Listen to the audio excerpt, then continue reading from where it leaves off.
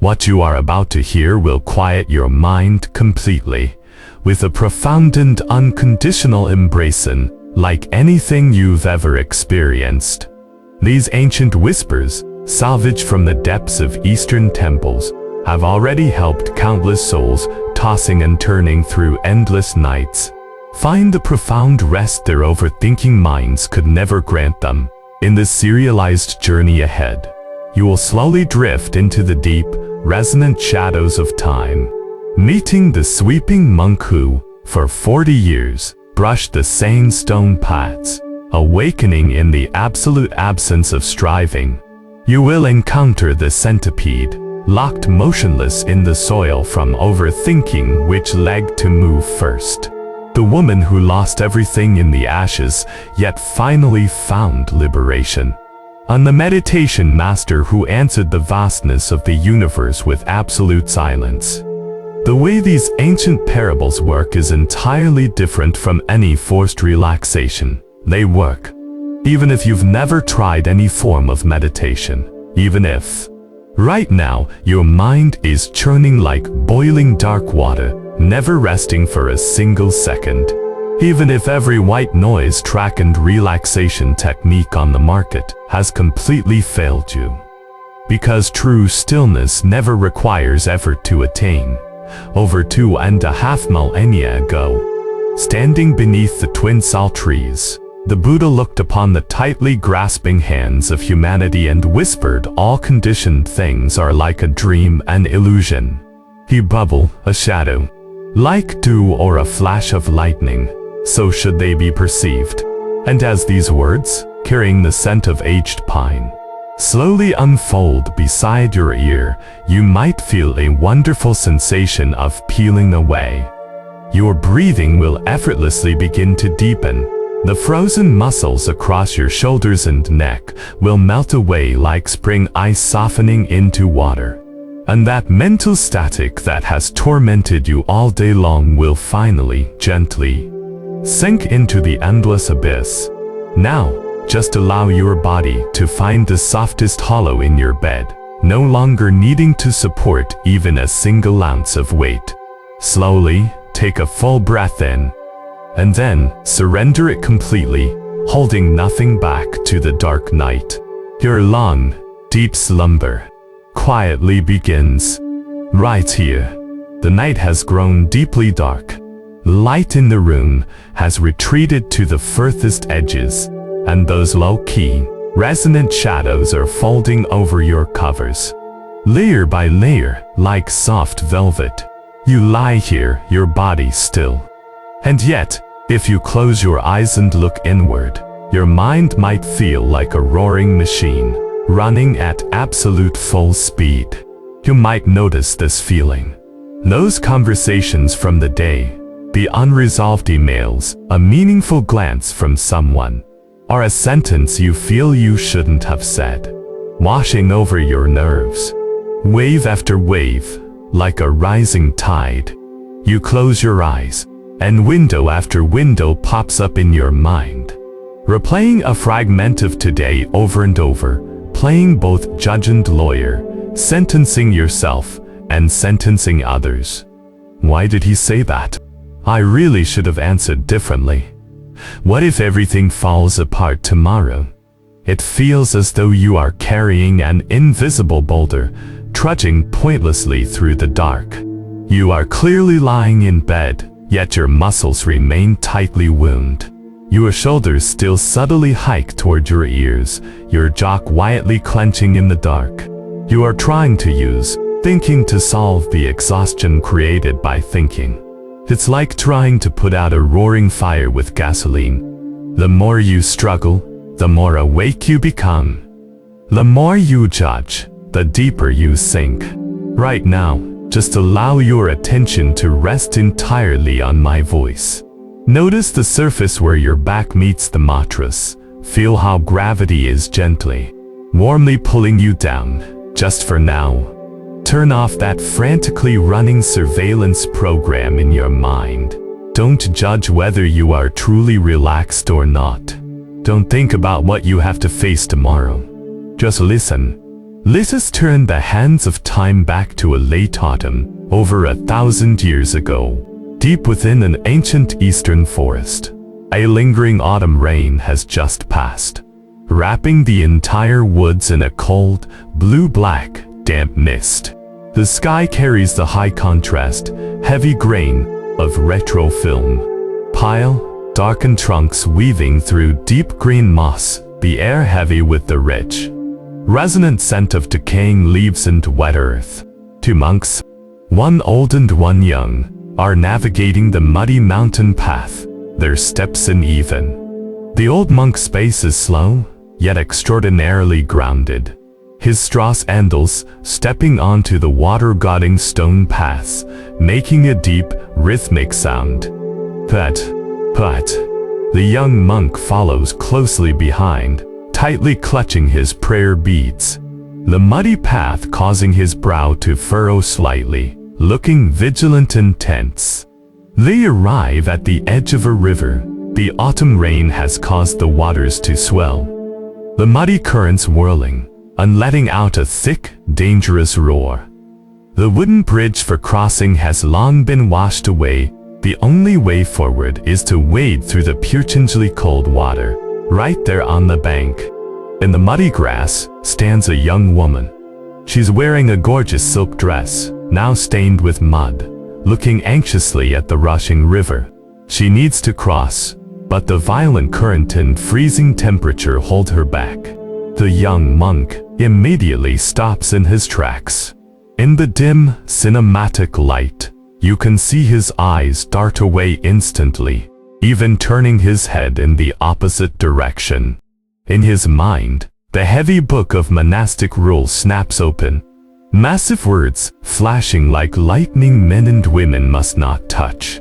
As a monk, let alone touching a young woman, even a lingering glance or an extra word is a severe violation of their sacred vows.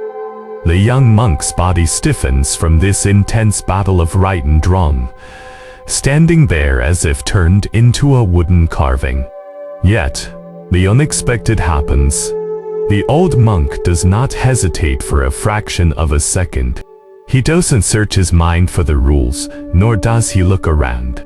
Like a fallen leaf, flowing effortlessly with the current, he walks naturally up to the woman. "Miss, the water is deepened, the current is fierce. Let me carry you across." The old monk's voice is like a basin of warm water in this freezing autumn day, entirely rippleless, completely free of any grasping thoughts. And as he speaks, his broad back bends slightly.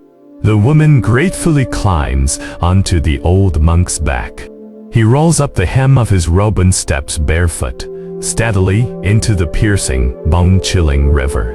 The water is freezing, rising almost past his knees.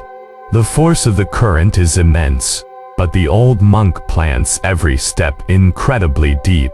Splashes of water land on their dark gray robes, bleeding into an even deeper, inky black. Watching this from behind, the young monk is so shocked his breathing nearly stops.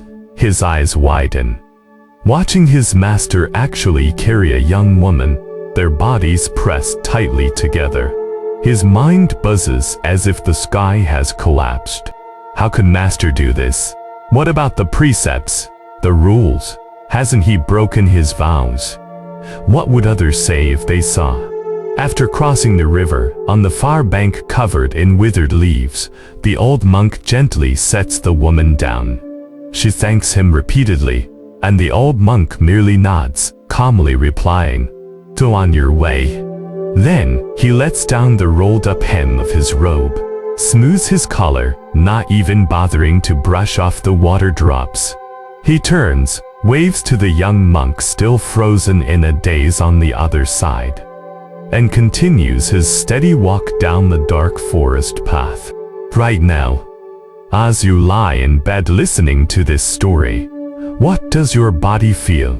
Have you, too, been like this young monk, tightly bound by countless invisible rules, rights and wrongs? And should S in your life? I shouldn't have lost my temper today. That client shouldn't have treated me that way. There should have been a more perfect ending to this situation. Modern neuroscience reveals that when our prefrontal cortex becomes overly entangled in judging right and wrong, the brain enters a recursive deadlock known as rumination. It is as if your mind is frantically spinning its wheels, burning through immense amounts of dopamine and serotonin, yet generating absolutely no forward momentum.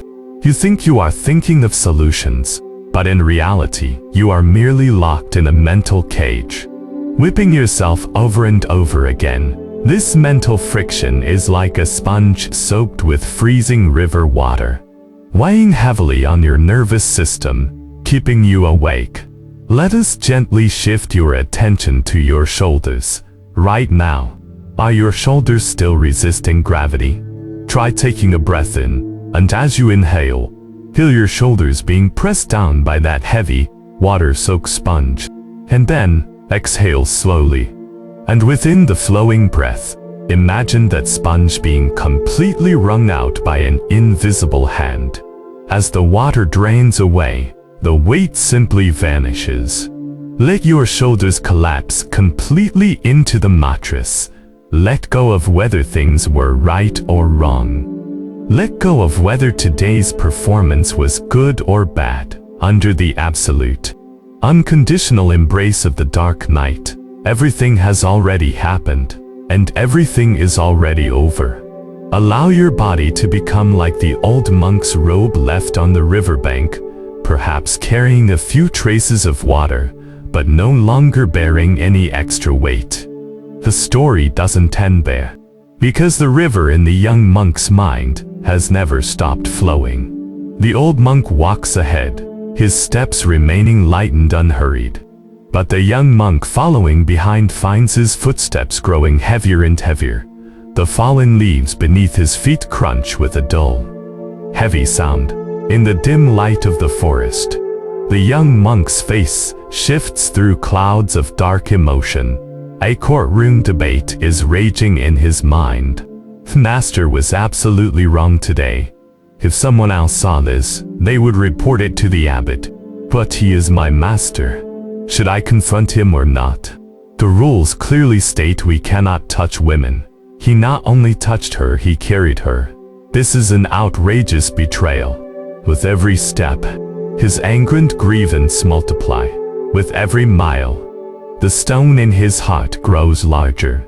In truth, the forest air is cool and crisp, the bird song ethereal and empty, but the young monk hears none of it. He is trapped in the virtual window of his own mind, obsessing over the master breaking the rules, wandering blindly for a full 20 miles. 20 miles of muddy mountain paths, and the sky has turned entirely black. Finally, the young monk can bear it no longer. He stops abruptly, breathing heavily, his chest heaving violently, with a tone mixed with blame and deep grievance. He shouts at the old monk's backmaster, "We're monks. Men and women must not touch. It is an ironclad rule. How could you carry that young woman across the river today? Have you completely forgotten our vows?" In the forest, there is a sudden, deathly silence. Only the sound of the wind rustling through the pine needles. The old monk slowly turns around. Under the faint moonlight, his face shows none of the shame the young monk expected, nor any defensive anger.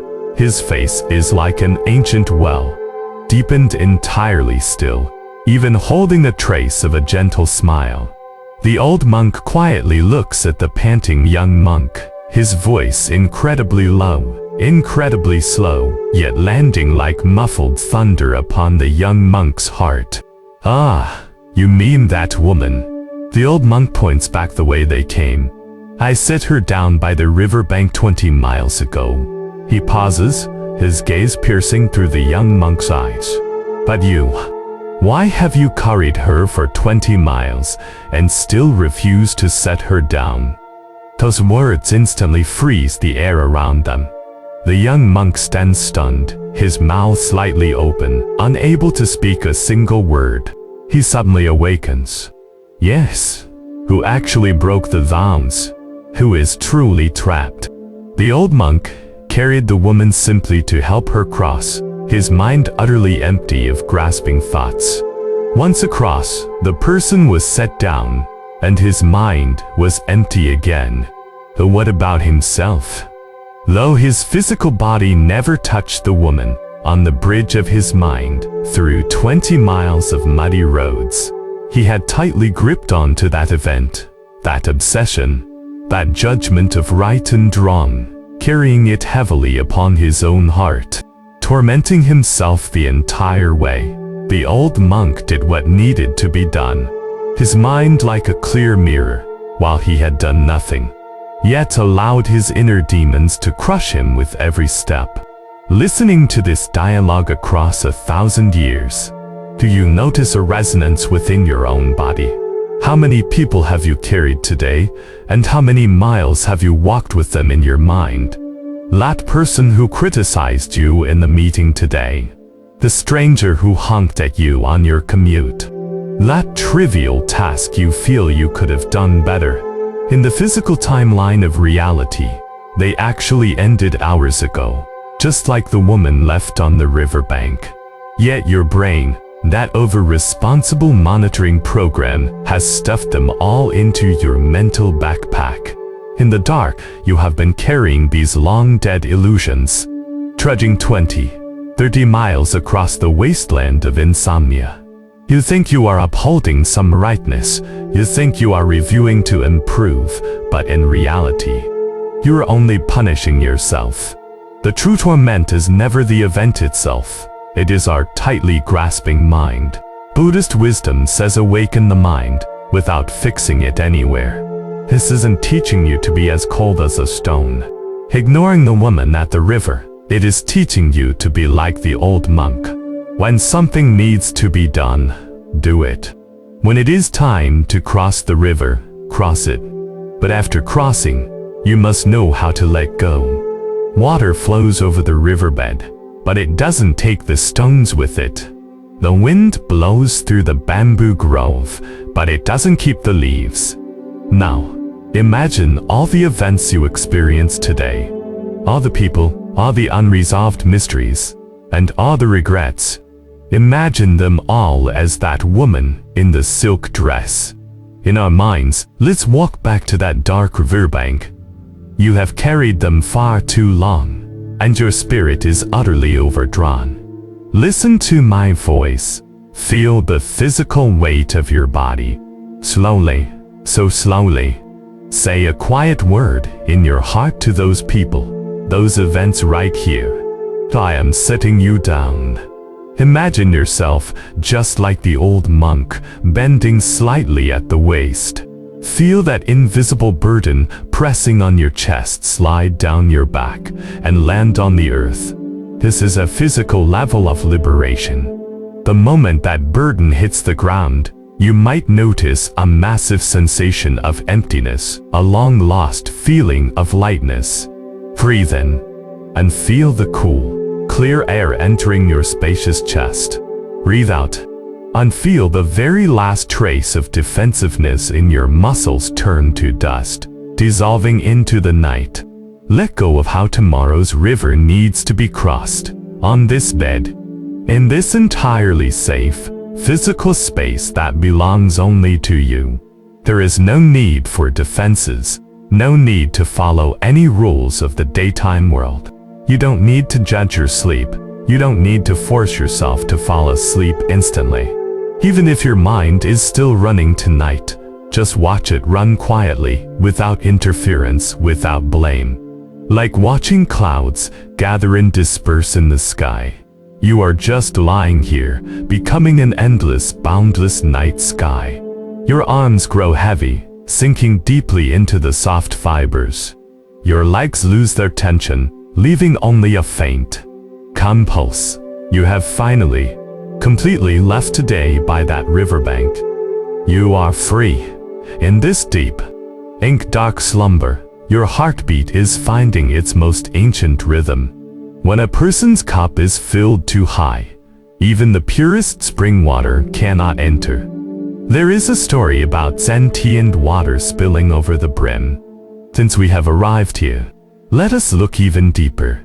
What if the thing binding our nerves so tightly is not just right and wrong, but the experience and thirst for knowledge we take so much pride in? When you are trapped in this dilemma of the full cup, even the clearest spring water cannot be poured in. Right now, just gently adjust the posture of your head. Let your cervical spine sink into the soft pillow at its most natural curve. Don't use effort. Don't try to hold it up.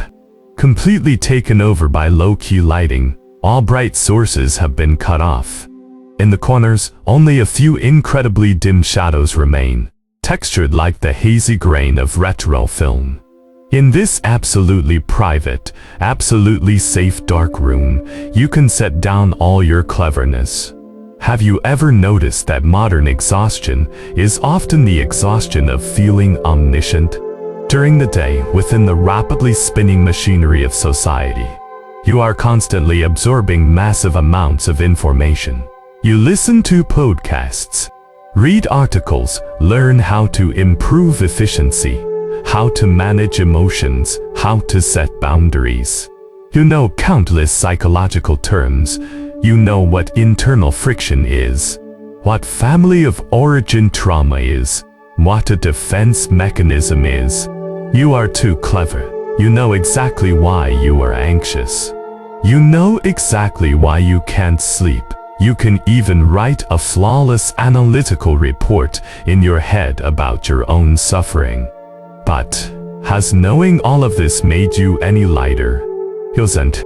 Instead, this ocean of information, concepts, and labels is like boiling water constantly being poured into your mind. Your prefrontal cortex, the area responsible for logic, analysis, and control, is overheated, swollen, and utterly exhausted from prolonged cognitive overload. You are trapped in a cage called I know. You try to use more knowledge to solve the anxiety created by knowledge. You try to use more complex theories to soothe nerves that are already tangled into 1,000 knots. Your mind is like a teacup that has been filled so high, its surface tension is bulging. Even a single speck of dust falling onto it would cause an emotional dam to burst. Close your eyes and let your hearing follow the distant, muffled toll of an ancient temple bell, traveling back thousands of years to the east. 'Tis a late autumn afternoon, accompanied by an endless, lingering drizzle. The sky takes on a deep, bruised indigo, the heavy dark clouds seemingly pressing down upon the black terracotta roof tiles. The fine autumn rain trickles down the eaves, forming a crystalline thread of water that strikes the thick, moss-covered stone slab in the courtyard. Drip, drop. Every sound of water infinitely slows the passage of time. Inside a dimly lit Zen room, only a single, faint oil lamp burns. In the corner, on a small red clay stove, a cast iron teapot makes a bubbling, boiling sound. White steam rises and curls slowly through the cold, deep shadows of the room. An old Zen master sits cross-legged on the tatami mat, his face like a piece of withered wood, resting with his eyes closed. And sitting across from him is a young scholar who has traveled thousands of miles to seek the Dharma. This scholar is filled with vast knowledge. Over the past few years, he has visited countless famous mountains and rivers, reading through hundreds and thousands of scrolls of Buddhist philosophy. Though his posture appears humble, his tight shoulders and brushed speech reveal his inner arrogance and impatience. The moment he sits down, he begins an endless torrent of words, explaining his understanding of Zen, his analysis of the classics, the validations he has received from other high monks. He is too eager to perform. He throws out question after question, not just to seek answers, but to prove to the old master, look, how deep my understanding is, how brilliant my insights are. The old Zen master remains entirely silent. Under the faint firelight, his eyelids are lowered, just listening quietly. When the scholar finally talks himself dry and stops to catch his breath, the old master slowly opens his eyes and lifts the boiling cast iron teapot from the stove. "Come, have some tea." The old master's voice is low and raspy. Like wind brushing over dead pine, he takes an empty porcelain cup, laces it in front of the scholar, and slightly tilts his wrist. The boiling, dark brown tea crashes against the bottom of the cup, swirling into miniature whirlpools. The tea slowly rises. A third full, half full, 8/10 full. The scholar watches the tea, thinking the master is testing his focus, so he holds back his words. But the tea reaches the rim, and the old master's hand remains frozen in the air, showing no sign of stopping. The boiling tea finally breaks the surface tension of the cup and spills over. The deep brown liquid glides down the stark white porcelain wall, pools onto the black lacquered tea tray, breaches the tray's edges, and drips heavily onto the wooden floor. "Master, it's full." "The cup is already full. You cannot pour any more." The scholar finally can bear it no longer. He stands up with a gasp, looking at the mess on the table, his eyes full of shock and confusion. Only then does the old master slowly set down the heavy cast iron pot. He looks up, his eyes deep as an ancient well, quietly gazing at the utterly astonished young scholar. In this intensely quiet Zen room, filled only with the sound of dripping rain, the old master speaks with a voice that is incredibly gentle, yet infinitely sharp. "Yes. When the cup is full, no new tea can be poured in." The master points to the scholar's chest. "Your mind is exactly the same. Before you came here, your mind was already filled with your own prejudices, your own thoughts, your own cleverness that you take so much pride in. How can I teach a mind like that? Even if I were to present the absolute truth on a silver platter, you wouldn't hear it. Because your cup has been full for a very long time." In this moment, listening to the sound of the rain and the overflowing tea, do you notice a slight tremor of recognition in your body? In modern cognitive psychology, there is a term called confirmation bias. When our minds are full of established concepts and knowledge, we no longer experience the world, we audit it. When we encounter new people, new things, or even new relaxation methods, our subconscious is actually running a strict security check. Does this match my understanding?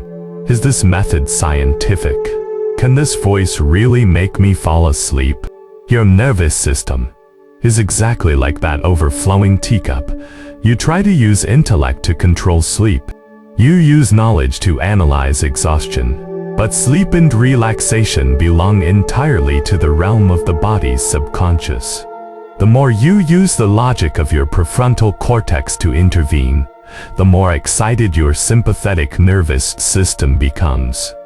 And the water in the teacup grows hotter, boiling more violently. You think you are humbly seeking help, but in reality, you are frantically searching through your mental database, trying to find a label that proves you right. This cognitive friction from overthinking is silently wringing out your last ounce of mental energy. Right now, I invite you to do a deep, physiological overflow dying. Close your eyes and imagine your brain. Deep within your skull is exactly that, filled to the brim, boiling teacup. Filled with the news you read today, unrepealed social messages, plans for tomorrow, and anxiety about why you haven't fallen asleep yet.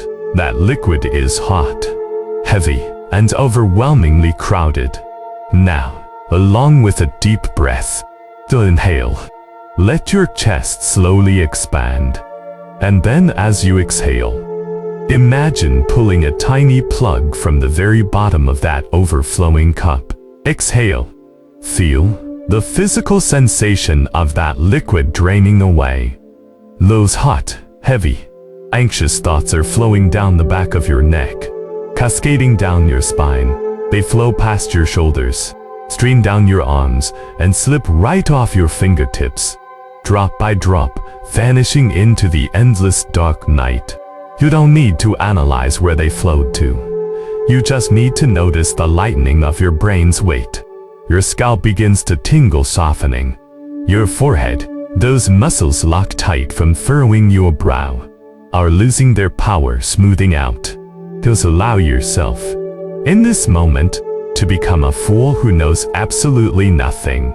Allow yourself to surrender analysis, to surrender judgment. In the state of an empty cup, there is only ultimate safety and perfectly frictionless acceptance.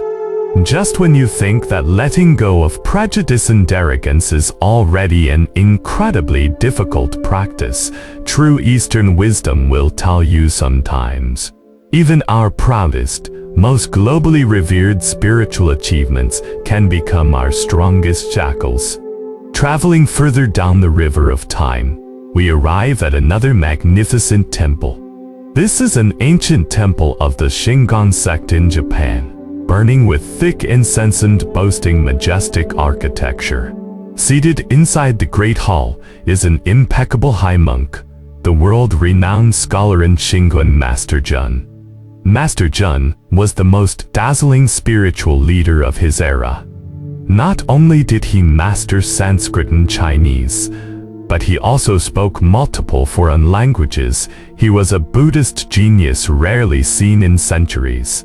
In the vast hall, wrapped in deep shadows yet illuminated by countless flickering candles, Master Jun's voice was clear and magnetic. He was delivering a profoundly deep, extensively researched Dharma lecture. Below him, hundreds of monks and scholars listened, utterly mesmerized. They leaned forward, their eyes filled with adoration, as if deeply magnetized by every complex philosophical concept he cast into the room. Here, Master Jun was the absolute peak of knowledge, the totem everyone looked up to. After the lecture ended, the crowd dispersed in extreme awe. Master Jun returned alone to his dimly lit, austere private study, stacked high with ancient scrolls. Just as he was about to sit at his desk and continued delving into those profound texts, an attendant walked softly to the door, knelt on the floor, and handed in a simple scroll sealed with wax. "Master, a letter for you." Master Jun took the scroll and carefully broke the wax seal. The moment his eyes fell upon the writing paper, his stern, scholarly face underwent a subtle shift. The corners of his eyes softened, and a nearly childlike smile graced his lips. "To my mother," he murmured softly. Even though he was now in his 50s, a grand master with hundreds of disciples, holding this letter seemed to instantly strip away his glowing aura. The handwriting on the paper was rustic and simple. His mother first gently asked about his health, expressing a mother's care for her son. But in the faint, swaying candlelight, the second half of the letter struck like silent lightning, splitting open the Grand Master's spiritual world. His mother, an ordinary country woman who had never read a sutra, never participated in an academic debate, wrote these words: "My son, I do not believe you became a follower of the Buddha just to turn yourself into a walking dictionary for others to consult." Master Jun's breath instantly caught in his chest. He read on, his mother's words so direct they made him tremble. The piling up of information, the stacking of annotations, and all that glory and fame, there is no end to it. "I wish for you to stop this business of lecturing everywhere. Shut yourself in a small temple deep in the mountains, spend your time truly on meditation, and use this way to attain true awakening." In the dim study, you could hear the rustle of the wind brushing against the paper windows. The shock brought by these few plain sentences far exceeded all the scriptures Master John had read in his entire life.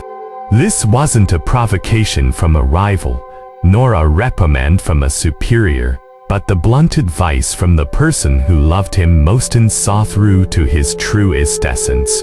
Master John sat there, his fingers unconsciously tracing the paper. His gaze slowly shifted from shock to an incredibly deep reflection. "Thy walking dictionary," he whispered to the shadowed room. "Is this what I have become?" A few days later, Master John made a decision that shocked the entire sect. He gathered all his senior disciples, placing his mother's letter beside him. He told them he had been mistaking the finger pointing at the moon for the moon itself. Then, he took off the magnificent robe that symbolized supreme glory, and walked away from the grand, blooming temple. Alone, he walked into an incredibly remote, dilapidated shrine hidden among towering ancient trees. There were no followers looking up at him. No applause, no complex academic debates. Only the biting wind at dawn, the rustle of sweeping leaves, and the occasional wild deer. In the absolute silence, Master John finally discovered the territory of reality is far simpler, purer, and deeper than any map woven with words. The map is never the territory itself. The finger pointing to the moon is never that cold, clear moon, in this modern society exploding with information. How many of us have become walking dictionaries of our own emotions and traumas? As you lie in bed, trying to analyze why your heart is racing, why you feel lonely, you think you are healing yourself. But actually, you are just flipping through that dictionary in your mind. You slap the label of depression onto your exhaustion. You slap the label of neurasthenia onto your insomnia. You know 10,000 words to describe the tartness, sweetness, and crispness of an apple, but those words can never replace the true experience of biting into an apple, of the juice bursting in your mouth. Knowledge can be used to solve problems in the physical world.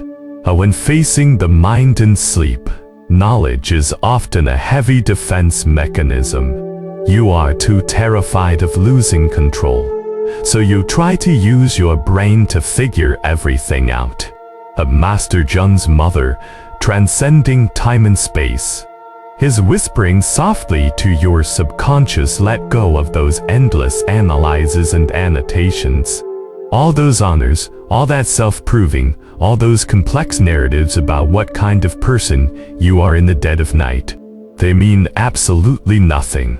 Now, follow my voice into an even deeper peeling away of the self. Deep in your subconscious, imagine you to have a business card printed with all your titles. It lists your job, your role in the family, your responsibilities. Maybe it even says someone trying hard to overcome insomnia. Pick up an invisible pen, and in your mind, cross out those titles. One by one, cross out the flawless, diplomatic you from the daytime. Cross out the you who always keeps everything perfectly organized. Cross out the you who is trying so hard to relax right now. In this dark night, where even time becomes viscous and slow, you don't need to be anyone's walking dictionary. You don't even need to be yourself. Seal your back. Seal gravity, like an undercurrent in the deep ocean, inch by inch, pulling you downward. There is no need to resist this sinking, falling sensation. Soften your throat. Let the root of your tongue naturally slide away from the roof of your mouth. Don't analyze what this feeling is called. Don't slap any label on it. Just experience it. Your body is becoming that emptied teacup. Cool, clear, completely unobstructed. There are no complex Buddhist philosophies you need to decipher, no grand truths of life you need to comprehend. In this ancient mountain temple of your own, there are only the most primal rhythms of nature. Listen, That is the sound of your own breathing. Thrill. Your chest slowly pushing open, like the heavy wooden doors of an ancient temple. And all the dust, all the complex concepts, all your past identities, are completely blown away in this long, deep sigh. You don't need to know who you are. You don't need to know what you must do tomorrow. You simply exist. Like the wind in the deep mountains, like the moon in the night sky. Pure, unconscious existence. In this dimension of ultimate emptiness, a sense of safety is like a thick, warm mist, slowly climbing from your toes, enveloping your entire body. Your brain has finally stopped searching for meaning. Tired. Who finally understands that the best rest is to surrender all-knowing. The dark currents of sleep are silently rising over the edges of your consciousness. You only need to drift down the river. And what if the thing rushing you is not the pride of knowledge, but those responsibilities you believe you absolutely cannot shirk? What if it's the panic that, the moment you let go, the world will collapse? Let us go meet the entrepreneurs suffocating under the livelihood of hundreds, and look at the fragile, crumbling dead leaf the old monk placed in his palm. This withered leaf is the thickest, heaviest ocean we are about to dive into next. Right now, just notice the state of your hands. Are your 10 fingers naturally extended, or are they curling slightly inward toward your palms? Is your subconscious still maintaining a posture of holding on tightly? To live in an era that deeply worships control. By day, you might be that flawless entrepreneur, the indispensable backbone of your team, or the pillar of your family. Your mind always has 100 windows open. How should I make tomorrow's decision? When will those funds arrive? How should I plan my child's future? You are so exhausted. You feel like there is a mountain pressing down on your spine, growing heavier and heavier, until even every breath carries a rough, abrasive friction. You want to let go, but you don't dare. You lie in the dark with your eyes wide open, a voice in your heart crying out in despair. If I let go, if I stop managing things, won't everything be ruined? So many people are counting on me. How can I let go? You think letting go equates to giving up, equates to irresponsibility, equates to eternal doom. And so, you simply clench your teeth tightly, continuing to strategize and command in the dark night that was meant to let your nervous system completely hibernate.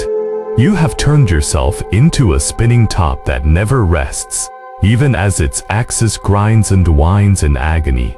Let us slowly push the focus of our vision away from your tense brow, pushing out toward an ancient Eastern temple shrouded in mist. It was the dusk of late autumn, the fading sun like blood, painting the temple's mottled white walls with a layer of deep, dark gold red. A highly successful modern entrepreneur stepped heavily over this ancient threshold. To outsiders, he looked invincible in his glory, but only he knew he was on the verge of a breakdown, tormented by severe anxiety and insomnia. He felt life was a giant cage, and he was trapped inside bearing the weight of hundreds of employees' livelihoods. He didn't even have the right to catch his breath. Deep within the dimly lit courtyard, he met an old monk. The old monk's face was like withered bark, but his eyes were as clear as a cold mountain spring. The entrepreneur poured out all his exhaustion, all his fear, all his responsibilities, spilling them like bitter water. Master, I am truly so tired. I want to let go, but I cannot let go. What should I do? The old monk did not answer immediately. In the low-key lighting of dusk, the old monk slowly turned and walked to the massive ancient tree in the courtyard. An autumn wind swept past. The leaves rustling, the old monk bent down and picked up a dry, withered leaf from the mossy stone slab. He walked back to the entrepreneur and gently placed that leaf into the entrepreneur's slightly sweating palm. Now, grip it tightly. The old monk's voice was soft, yet carried an unquestionable power. The entrepreneur did as he was told, closing his fingers and gripping the dead leaf. Grip it harder, squeeze it with all your might. The old monk continued. The entrepreneur clenched his jaw, squeezing his fist with immense force. You can imagine that feeling. His nails almost digging into his flesh, the blue veins on the back of his hand bulging one by one. By minute time passed. The light in the courtyard grew darker, the evening bell echoing from the distant mountains. After a long while, the entrepreneur's hand began to tremble uncontrollably, his forearm aching intensely from the extreme tension. Are you tired? The old monk asked softly in the darkness.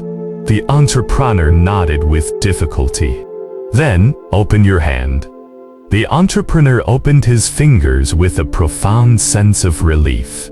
That withered yellow leaf had been crushed into powder, the fragments slipping through his fingers, falling onto the gray, shadowed stone. Pointing to the remains of the leaf on the ground, the old monk said calmly, "You see. When you grip it tightly, your hand will ache. It will tremble. It will become utterly exhausted. When you open your hand finds relief. But whether you grip it or not, this leaf is still there. Whatever it is meant to be, it is." The entrepreneur was stunned, yet the string in his heart remained taut. But if I let go, won't things fall apart with no one managing them? The old monk smiled, a smile that looked infinitely compassionate in the twilight. Who says opening your hand means you don't manage them? Look at how I put the leaf down just now. I didn't throw it away. I just let it return to where it belongs. Your company, your responsibilities, your decisions are like this leaf. They exist objectively. The decisions you need to make, you will still make. The tasks you need to handle, you will still handle. But the old monk emphasized his tone. You do not need to keep gripping it tightly in your hand after you are done. You do not need to torment yourself after every decision. Did I do it right? Will there be a problem? Do what needs to be done. And when it's done, set it down. That is true freedom. In this quiet night, does this sentence also strike your nerves? True letting go is bearing responsibility while refusing to let those responsibilities become the shackles of your spirit. From the perspective of modern neuroscience, when you force yourself to control daytime matters deep into the night, your brain's amygdala is frantically sending alarm signals throughout your body. Your sympathetic nervous system is forcefully locked into a fight or flight survival mode. Even though you are lying comfortably in bed, your body thinks you are standing on the edge of a cliff, desperately clutching a vine that could snap at any moment. Cortisol and adrenaline surge through your blood. Your subconscious is lying to you. As long as I keep thinking, keep worrying, keep my muscles tense, disaster won't happen. What a tragic illusion of control. You are paying with your life force just to tightly grip a withered leaf that never needed your gripping in the first place. Now, it is time to open that trembling hand. In the darkness, gather all your attention into your hands. Notice your 10 fingers. By day, they have typed on keyboards, gripped steering wheels, signed documents. They're already so tired. Imagine your left and right palms, each holding a dry, withered leaf. Written upon them are all your worries about tomorrow, your guilt toward your family, your obsessions with your career. As I count down, with every number, just allow one finger to completely lose its power. 3. Soften your thumbs and index fingers. Feel the air begin to circulate in your palms. Notice that desperate, white-knuckled obsession beginning to crack.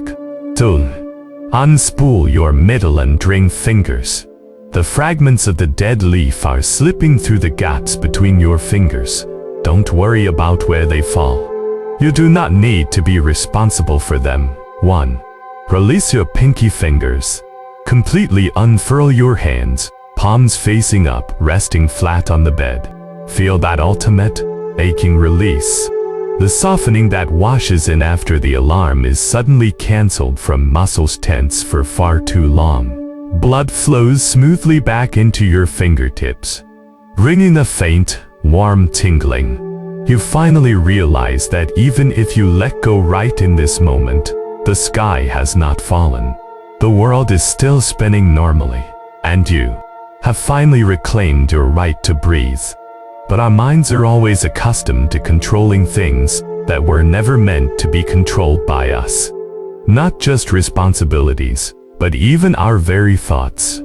Let us drift along this warm current of relaxation, floating toward another profound Zen space. It was also an autumn day. A young student monk, carrying a massive confusion that had tormented him for months, arrived at the hermitage of Zen master Shishi. The student monk had tried every meditation technique his teachers taught him, practiced countless methods to quiet the mind, yet his thoughts never stopped. They came uninvited, one after another, like an endless tide, pulling his attention in all directions. Master. The student monk bowed deeply, his voice carrying profound exhaustion and despair. No matter what I do, I cannot stop my thoughts. They keep rising. What exactly must I do to make them stop? What technique will finally quiet my head? Zen Master Shishi was sitting outside the hermitage beneath an old maple tree. The branches stretched widely overhead, though the seasons were changing. Many leaves still clung to the tree. When the student monk finished his anxious question, the master did not answer immediately. Just then, an autumn wind swept through the dark canopy. Several maple leaves detached from the branches, swirling in the air, drifting slowly, softly down, finally resting quietly on the moss-covered soil. The master quietly watched the fallen leaves, watching some drift slowly, some spiral downward, each following its own perfect trajectory. More wind blew, and more leaves released their grip on the branches, turning into a gentle rain of falling leaves. Finally, the master turned his gaze to the anxious student. Did you see those leaves fall? Oh, the master. Did you make them fall? No, master. Did the tree consciously decide to release them? The student monk was stunned. He paused, carefully pondering this strange question. I suppose not, master. They just naturally fell when the season changed and the breeze blew. The master continued. When they were still on the branch, did the tree desperately struggle to hold them back? No. The student answered slowly. They just hung there naturally until it was time to let go. Zen Master Shishi nodded slightly. Your thoughts are exactly like these leaves. When conditions are right, they will come. After lingering for a while. When conditions are right, they will leave. You did not manufacture their rising, and you do not need to force their stopping. The master's voice in this quiet autumn day seemed to hold a magic that pierced the soul. Trying to control your thoughts is like standing under this tree, commanding the leaves to stay on the branch, or commanding them to drop instantly. No matter what you demand, they will simply act according to their own nature. The student monk stood frozen in place, watching more leaves drift slowly down. His entire system of practice had been built upon a deeply energy-draining assumption. He believed he had to do something about his thoughts, stop them, control them, organize them, force them to act less naturally. But these falling leaves were controlled by nothing. They were merely responding to conditions: the wind, the temperature, the turning of the seasons. Thoughts are like the weather, the master finally said. You cannot create the wind and rain. You simply experience them passing through your world. You cannot create the wind and rain. You simply experience them passing through your world. This ancient proverb reveals the ultimate root of your exhaustion. You are this tired not because you bear too many responsibilities, nor because you have too many thoughts in your head, but because you have been burning immense energy trying to fight against naturally occurring processes. Water always flows to the lowest point. It never argues with the rocks, never tries to flow upstream. When it meets an obstacle, it gently flows around it. Yet through this, it gains the power to carve canyons. But you are always trying to force yourself upstream. You force yourself to handle every crisis perfectly. You force yourself to fall asleep instantly tonight. You force those uninvited anxieties to disappear right now. You want to be the tree desperately gripping its dead leaves. You want to control the uncontrollable. Just let go. Letting go doesn't mean you've become irresponsible. Just as a tree dropping its leaves in autumn doesn't mean the tree is dying, it means it needs to shed its burden, drawing its energy back to its deepest roots, storing strength to survive the long, harsh winter. Right now, you are in the harsh winter of your day. This is your moment to draw your energy inward. Listen, deep within your mind, can you also hear that autumn wind blowing through the ancient maple tree? Sha, sha. That is the white noise of the wind brushing against the leaves. Nature's most ancient lullaby. Shift your attention to your chest and your back. Every time you exhale, imagine you are that old tree standing in the dim light. The projects weighing on your heart, the unknown worries, the demands for perfection. They're simply withered leaves hanging on your branches. You don't need to pluck them off, you simply need to stop feeding them the energy of holding on. Exhale. Look. A leaf about tomorrow's meeting has gently detached from your branch. It spirals in the air, slowly falling into the dark soil. Exhale again. A leaf of self-doubt has also released its stem. It drifts far away with the wind. Don't chase them, don't analyze them. Just allow them to fall naturally. With every leaf that strips away, your trunk becomes lighter and lighter. Your spine feels as though it has unloaded 1,000 pounds, sinking deeply into the fibers of the mattress. Your breathing becomes like this mountain autumn wind, continuous, drawn out, without the slightest hesitation. In this ancient forest where only you exist, all things are undergoing their deepest descent. Gravity is taking over everything.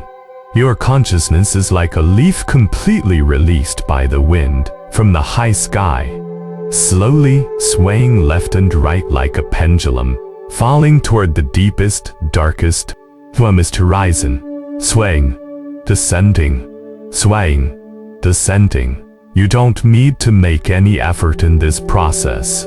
Gravity will do all the work. Your facial expressions completely disintegrate. The space between your brows softens. Your eyelids become as heavy as if covered by 2 warm jade stones. There are no responsibilities you need to bear right now. This world, even without your intervention, will peacefully welcome tomorrow's sunrise. The only thing you need to do, to allow yourself to be embraced by the night. And what if your mind is so used to filling itself with complex puzzles that, faced with absolute emptiness, it actually feels deep panic? Let us step onto the sun-dappled floor of a forest to meet a centipede with 100 legs, who, because of a seemingly simple question, instantly lost all ability to walk. This mental trap, hidden behind hyper-surveillance, is exactly what we will face next.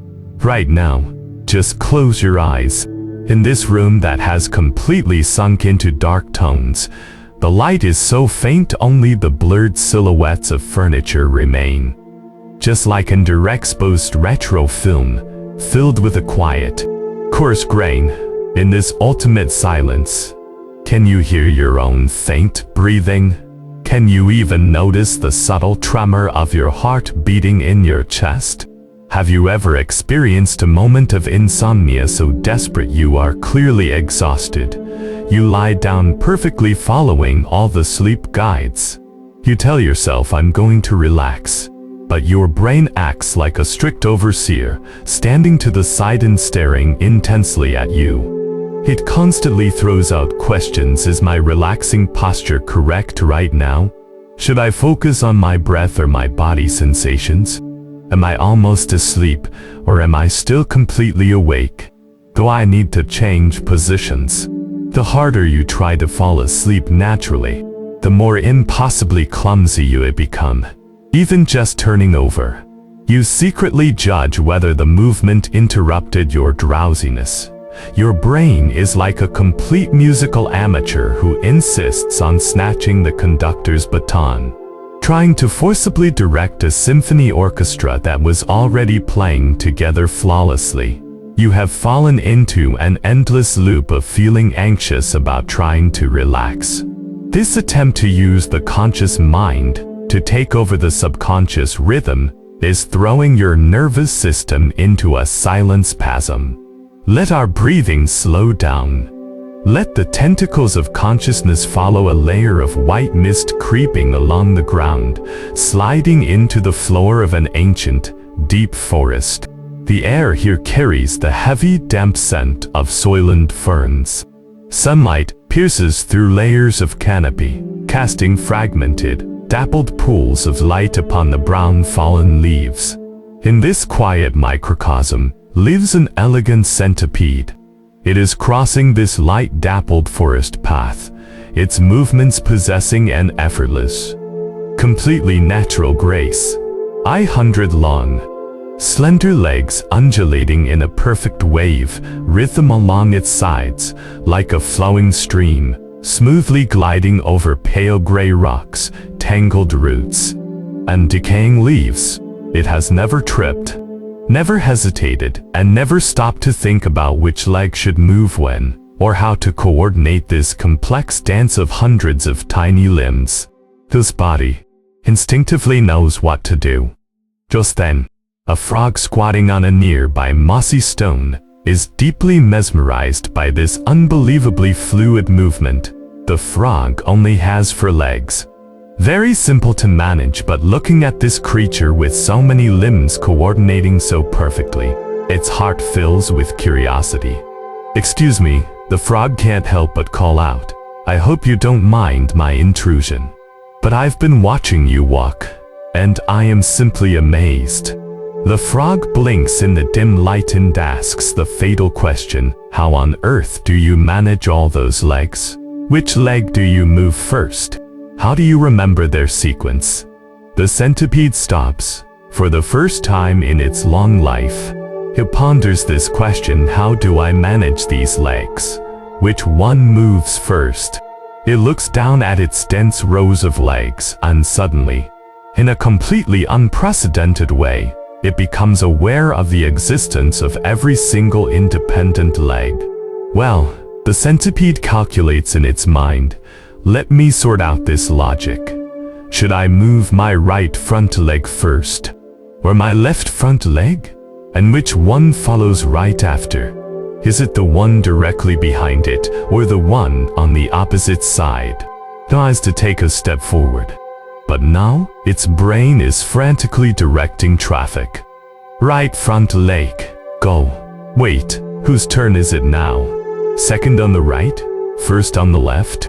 It attempts to move, but several legs step out at the same time, while others freeze in place, instantly triggering a terribly awkward stumble. Unwilling to give up, it tries even harder to think, focusing entirely on calculating the sequence of the steps. If the right front leg goes first, then logically, the second leg on the left should follow, forming a diagonal wave. Or should they move in pairs? In extreme overthinking, its legs become hopelessly tangled together. It completely loses its balance, collapsing into the muddy leaves, turning into a chaotic, rigid pile of limbs. The frog hops closer in concern. Are you okay? I didn't mean to cause trouble. But the centipede can only lie there helplessly, completely paralyzed. Its brain is still rapidly calculating, sorting, and analyzing patterns, desperately trying to use consciousness to figure out what its body had done automatically for its entire past life. Listening to the centipede struggling in the leaves. Do you see yourself lying in bed late every night? When thinking forcefully intervenes in the instincts your body already knows how to execute, paralysis and internal friction occur. Your body is performing miracles every single second, and these miracles have never asked your brain for permission. Your heart beats about 100,000 times a day, automatically adjusting its rhythm to your needs, never requiring you to decide when to speed up or slow down. Your lungs perfectly respond to your oxygen demands, constantly exchanging gases. If these massive, complex physiological rhythms were truly handed over to your thinking brain to manage, that suffocating complexity would crush you in an instant, just like that completely paralyzed centipede. In modern psychology and neuroscience, this is known as the misalignment of analytical intelligence and somatic wisdom. Your analytical brain is excellent at solving novel problems, planning future actions, and reasoning logically. But when it comes to managing the body's countless automatic rhythms, it is incredibly clumsy and highly destructive. When you try to use thinking to attain rest, you are using the wrong tool for a delicate job. It is like trying to paint a picture with a hammer. The hammer isn't wrong. It's simply unsuited for this specific work. Now, it is time to put the hammer down. Gently invite that self-righteous brain commander to step down from the control console of your nervous system. Long before you were born, inside your mother's womb, your body already knew how to rest. It needs no manual, no techniques, and certainly no supervision from your brain.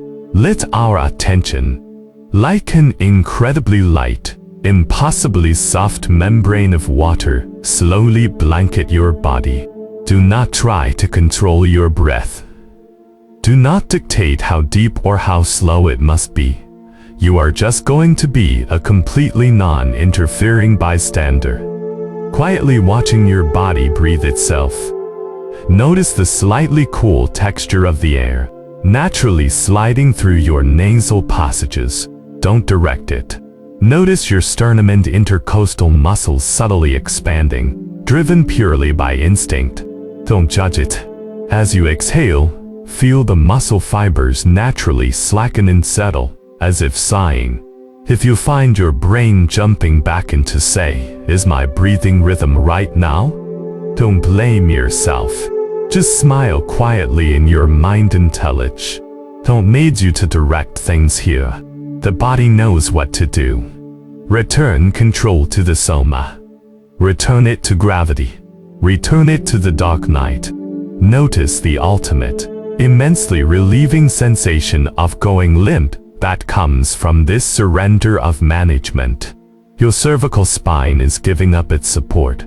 Your back is sinking deeply into the mattress. Your legs are as heavy and steady as melted lead. Everything is happening automatically. Everything is just exactly right. Yet, the cunningness of this beast called overthinking is that it not only disrupts our body's instincts but also splinters our consciousness. It quietly births an observer inside our mind. This observer is everywhere, even in the moments you believe you are most focused, most relaxed. Let us follow the distant evening bell of an ancient temple, drifting our consciousness toward another misty mountain monastery. In this temple, there was a young monk named Chen, who possessed a breathtakingly special gift. In the early morning, in that small, shadowed dormitory when he was entirely alone. The sound of him reciting Buddhist scriptures was absolutely perfect. Every word flowed like water into the next. That wondrous cadence seemed to breathe life into the ancient teachings. His voice was steady and assured, never stuttering, never hesitating. The sutras poured from his mouth as naturally as breathing, as if he had been born with these scriptures already within him. But a strange thing always haunted him.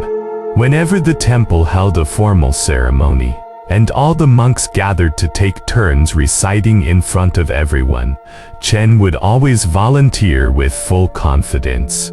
However, the moment he actually stood before the crowd, everything changed. His voice would tremble uncontrollably, and he would suddenly forget where he was reading.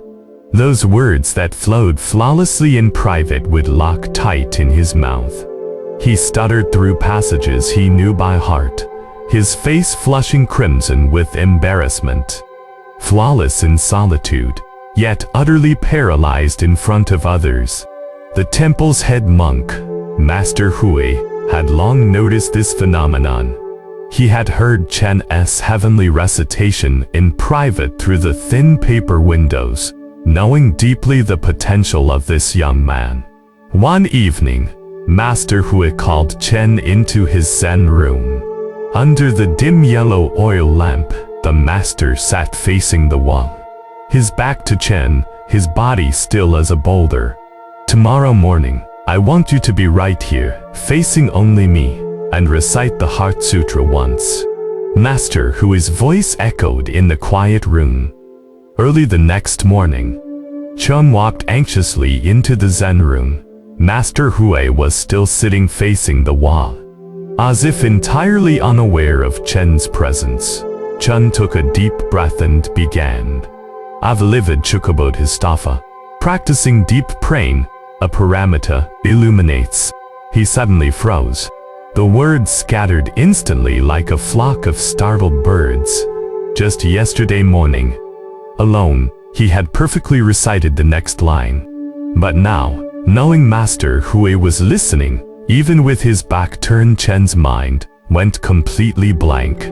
He swallowed hard, starting over. He read 3 sentences, then stuttered again. He started again, and stuttered again. That perfect recitation turned into a broken, suffocating torture. Hua maintained his silence, never turning around, not even shifting an inch. Chen felt that familiar wave of shame rushing over his heart. Right in front of the master, the person whose approval he desired most. He was once again proving his incompetence. He clenched his jaw, trying harder, concentrating with all his might, fixing his eyes on every single word, but it only made things worse. Just then, without looking back, Master Hui suddenly asked Chen, "Who is reciting the sutra right now?" The question was so unexpected that for a second, Chen forgot his nervousness. "I am, Master," he replied. "And who is listening to you recite?" The master followed up. "You are." "No, sir." "Who else is listening?" The master's voice dropped lower. Chen paused, looking around. "No one else, Master. It is only us here." "Look closer," Master Hui said gently. "Who else is listening?" In that moment of absolute silence, Chen suddenly saw the truth. He was also listening. He wasn't just reciting the sutra. At the same time, he was listening to himself recite, judging how his voice sounded, evaluating his performance, monitoring for mistakes, and comparing his current recitation to his ideal state. A part of him was speaking, while another part stood coldly apart, watching the speaking self, criticizing him, anticipating failure, and thus manifesting the very stutter he feared most. "I am monitoring myself," Chen murmured softly. "Yes," Master Hui said, still facing the wall. "It is exactly this surveillance that tangles your words. When you recite alone, only the reciting happens. But when you are in front of others, there is the reciting, and then there is someone standing by, watching the reciting, judging it, trying to control it. This split tears your attention apart, breaking the natural flow. The master continued now. Recite it one more time. But this time, forget I am here. Forget you are here. Let the words themselves rise and dissolve naturally, like clouds drifting across the sky. Chen closed his eyes. In the dim light, he let his attention sink, sinking beneath that observer, sinking beneath the judgment, sinking beneath the performance anxiety. No judgment, only words, only sound emerging from silence and returning to silence. Avalavad Chukabod Histafa, practicing deep praying a paramita, illuminates the 5S kind hasn't sees they are empty. The words poured forth like spring water, every sentence whole, natural, without a trace of strain or tension. Chen finished the entire sutra flawlessly, and when he ended, he realized he had completely forgotten the master's presence, forgotten to monitor his performance, forgotten that observer. There was only the pure, undivided reciting itself. Stepping back and looking at Chen's story. Do you see yourself? You also have an observer like this. That part of you deep in your consciousness, experiencing life, yet simultaneously standing coldly apart to watch your experience. Living your life, while monitoring how well you are living it.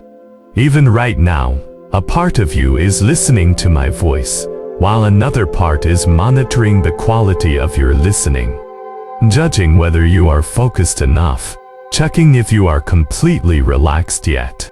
This splintering of consciousness happens all the time. You are trying to fall asleep, while simultaneously monitoring the process of trying to fall asleep, evaluating how effectively you are sleeping.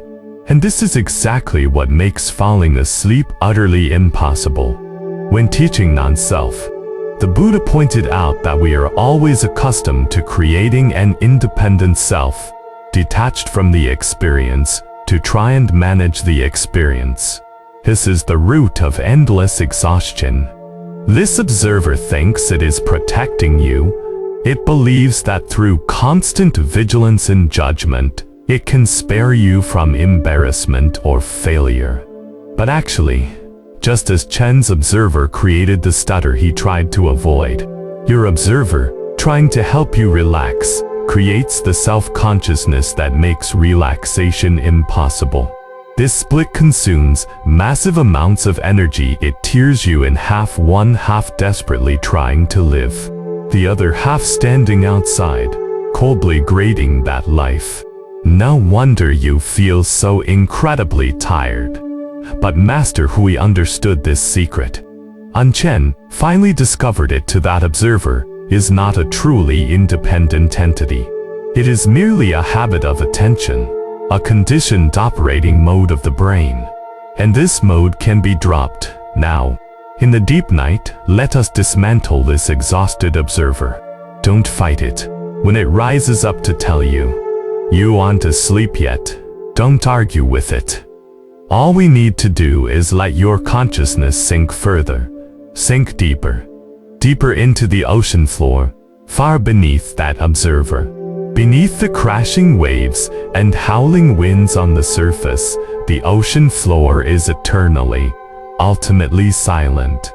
Notice your cheek, notice the temperature of the air in the dark gently brushing your skin. Only sensation, no judgment. Only breathing happening, without the person watching themselves breathe.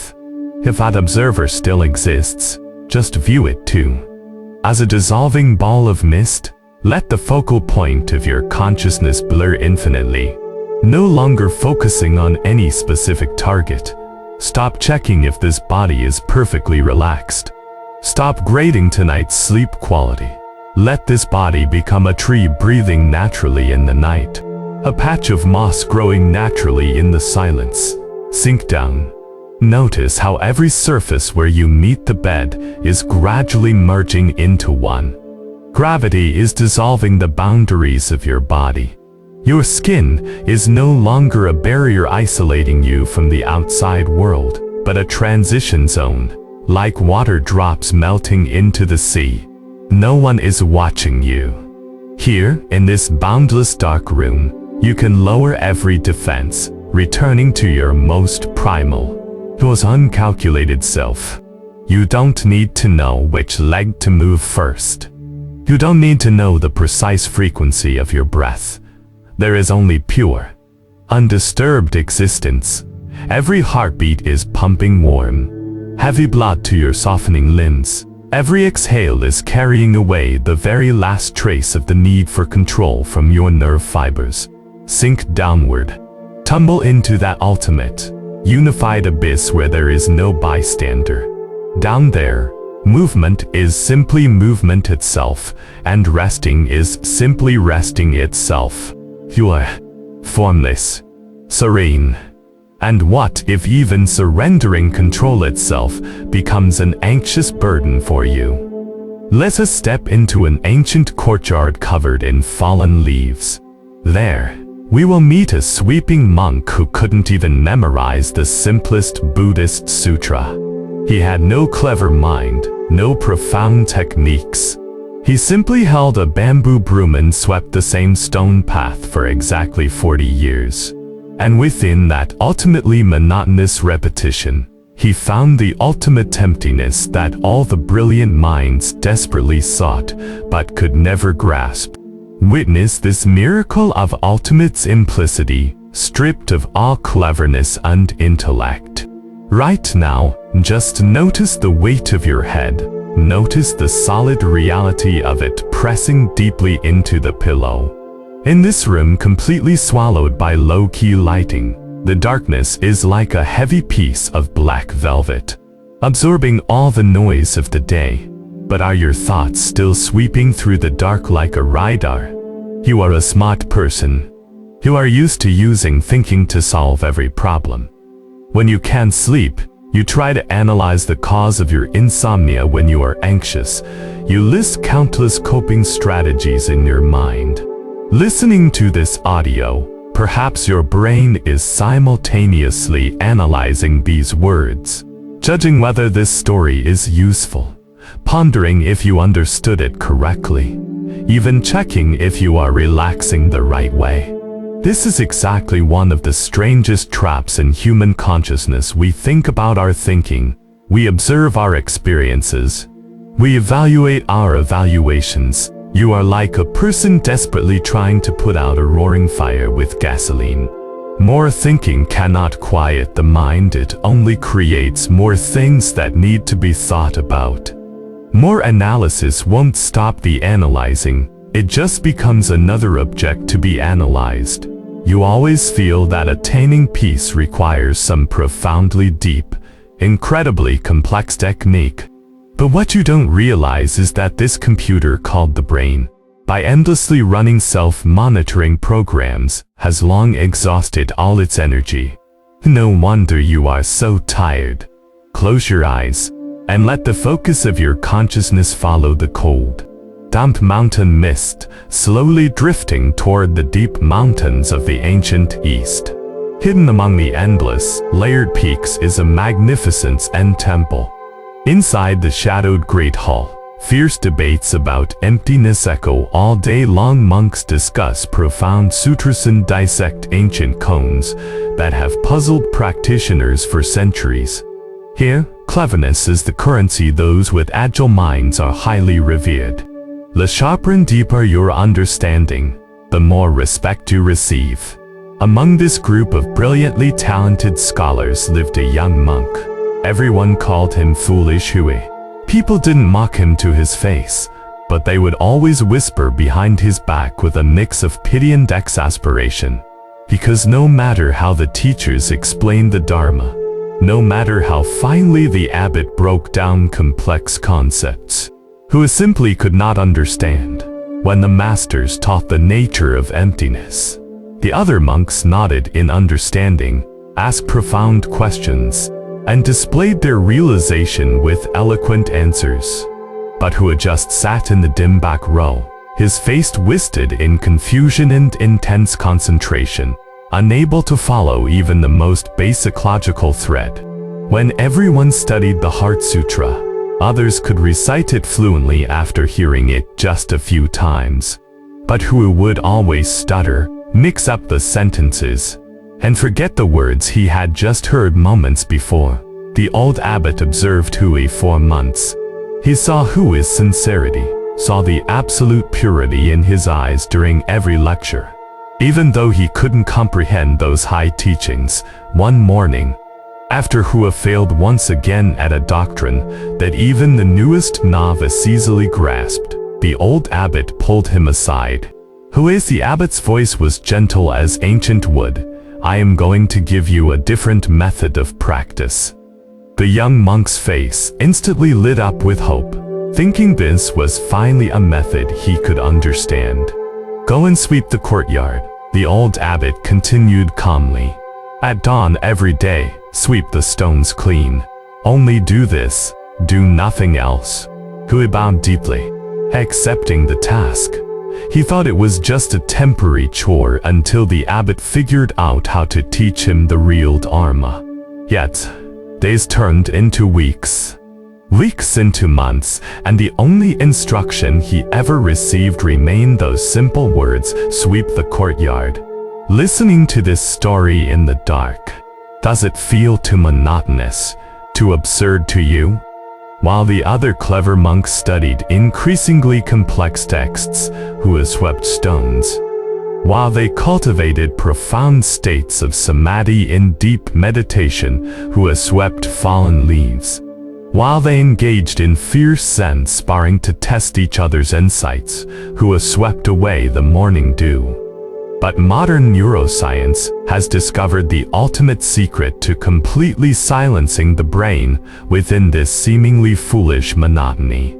Those clever monks tried to fill their brains with complex concepts, but Hui, through 40 years of this ultimate, simple, repetitive motion, severed the frantic idling of the brain's default mode network. You don't have to figure out how to tame the mind.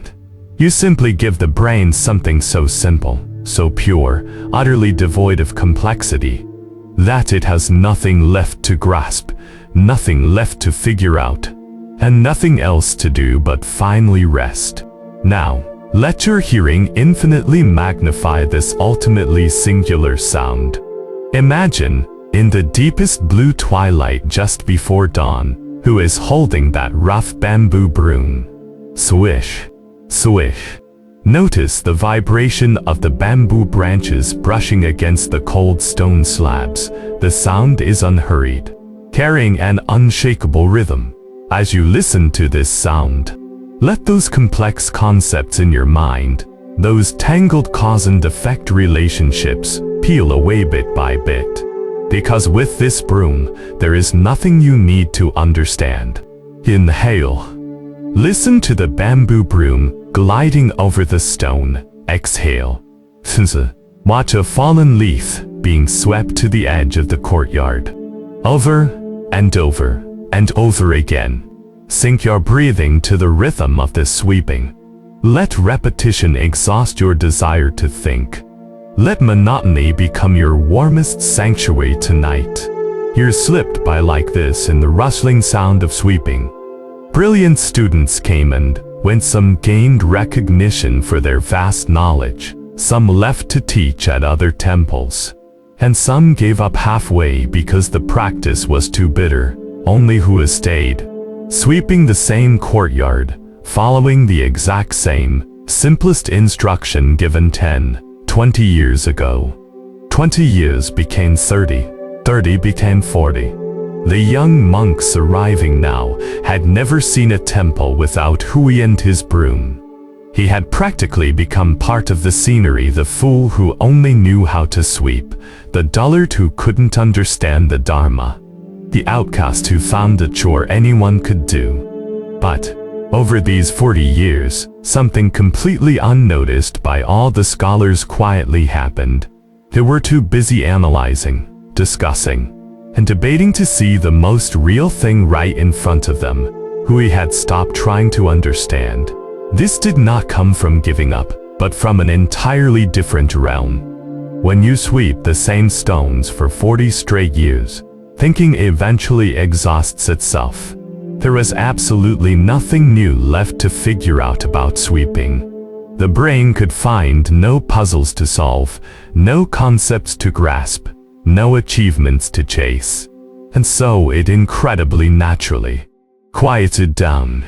Whose hands knew exactly how to hold the broom, his body knew the rhythm of every swing. There was absolutely no need for his brain to direct anything. The cool morning air against his skin, the rustle of bamboo against stone, the shifting of light as the sun rose higher. None of this required rational analysis. They simply existed, and he simply existed with them. One early morning, the old abbot, now white-haired and walking with a faltering steps, stood at the edge of the courtyard, quietly watching who awoke. That rhythm was utterly perfect, unhurried, flawlessly complete. Every swing of the broom poured forth equal concentration, whether anyone was watching or not. There was no thought of wanting to finish quickly, no thought checking if he was sweeping correctly, no thoughts at all. Just a sweeping, perfect and self-sufficient. Hui, the old abbot called softly. The monk looked up, still holding the broom, his expression focused and alert. There was not a single trace of the confusion in his eyes from all those years ago. Tell me, the abbot asked slowly, what is the meaning of Bodhidharma coming from the west? This is the greatest koan in Zen, the dividing line, used to separate true enlightenment from mere cleverness, which has stumped countless scholars. Those young monks who studied bitterly for years could give gorgeous answers full of citations and meticulous logic. But Hui, the Hui who couldn't understand the simplest dharma, simply, incredibly naturally, lifted his broom slightly into the air and smiled. In that incredibly subtle motion, the abbot saw the miracle forged by 40 years of sweeping. Hui hadn't learned what no mind was from books or lectures. He had lived it, breathed it, and through the incredibly simple act of sweeping stones, melted it completely into his body, until there was no longer a person named Hui sweeping. There was only sweeping itself, happening perfectly, completely, without the interference of a tired brain trying to understand, achieve, or become something. The old abbot bowed deeply to his student. The other monks watching were stunned. Their master was actually bowing to foolish Hui, the man who couldn't grasp a single doctrine. But the abbot understood what they did not. Intellectual understanding and direct experience are completely different paths.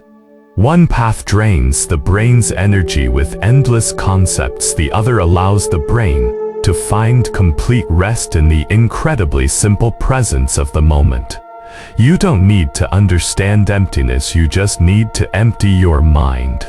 Those well-read scholars knew the stages of meditation by heart, could precisely map the levels of concentration, and could argue endlessly over the finest nuances of practice.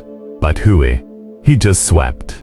And within that rustling sound of sweeping, he found the destination that all knowledge points to, but can never reach. Sometimes, the smartest thing that overthinking brain can do is to stop trying to use thinking to achieve peace. Your body has always known how to rest. It doesn't need you to master sleep techniques. It doesn't need you to understand the principles of relaxation. When you give it something simple enough, concrete enough, present enough, that thinking mind can no longer find a cliff to cling to. What is your bamboo broom? Perhaps it is simply the rhythm of your chest rising and falling right now. Perhaps it is the physical weight of your body sinking into the bed right now. Perhaps it is merely the simple fact that you are lying here, Listening to these whispers right now, you don't need to understand these words. You don't need to become a better, more relaxed person after hearing this. Notice your hands, they don't need to grip anything tightly like they do during the day. Let your fingers curl naturally, taking on a baby-like, defenseless posture. Let that ultimate simplicity of 40 uninterrupted years wash over you like a cool mist, sweeping away all the complex ravines in your mind. With your eyes closed, in the boundless dark night, leave only that incredibly subtle sound swish, swish, sweeping away the plans for tomorrow. Swish, swish, sweeping away the fear of insomnia. The broom brushes across the stone slabs. The slabs are completely empty. Not even dust remains. Not even the thought of sweeping remains. Your breath grows slower, drawn out longer. The siren of the sympathetic nervous system has been completely deactivated. Your body is dropping into an incredibly ancient, deeply wise state of profound repair. Don't try to figure out any profound truths. You don't need to decipher any mysteries. You just need to stop. Stop making things complex. In this space ruled absolutely by gravity and stillness, there is only pure existence. There are no puzzles to solve. Empty. Sink down. And what if language itself is the most exhausting barrier standing between us and the real world? We will travel to the sacred peak known as Vulture Peak. There, facing an assembly of 10,000, the Buddha did not speak a single word of teaching, leaving no phrases for the brain to analyze. He simply held up a dripping white lotus in a long, suffocating silence. And this wordless lesson shattered the ultimate exhaustion of humanity's over-explaining and over-narrating.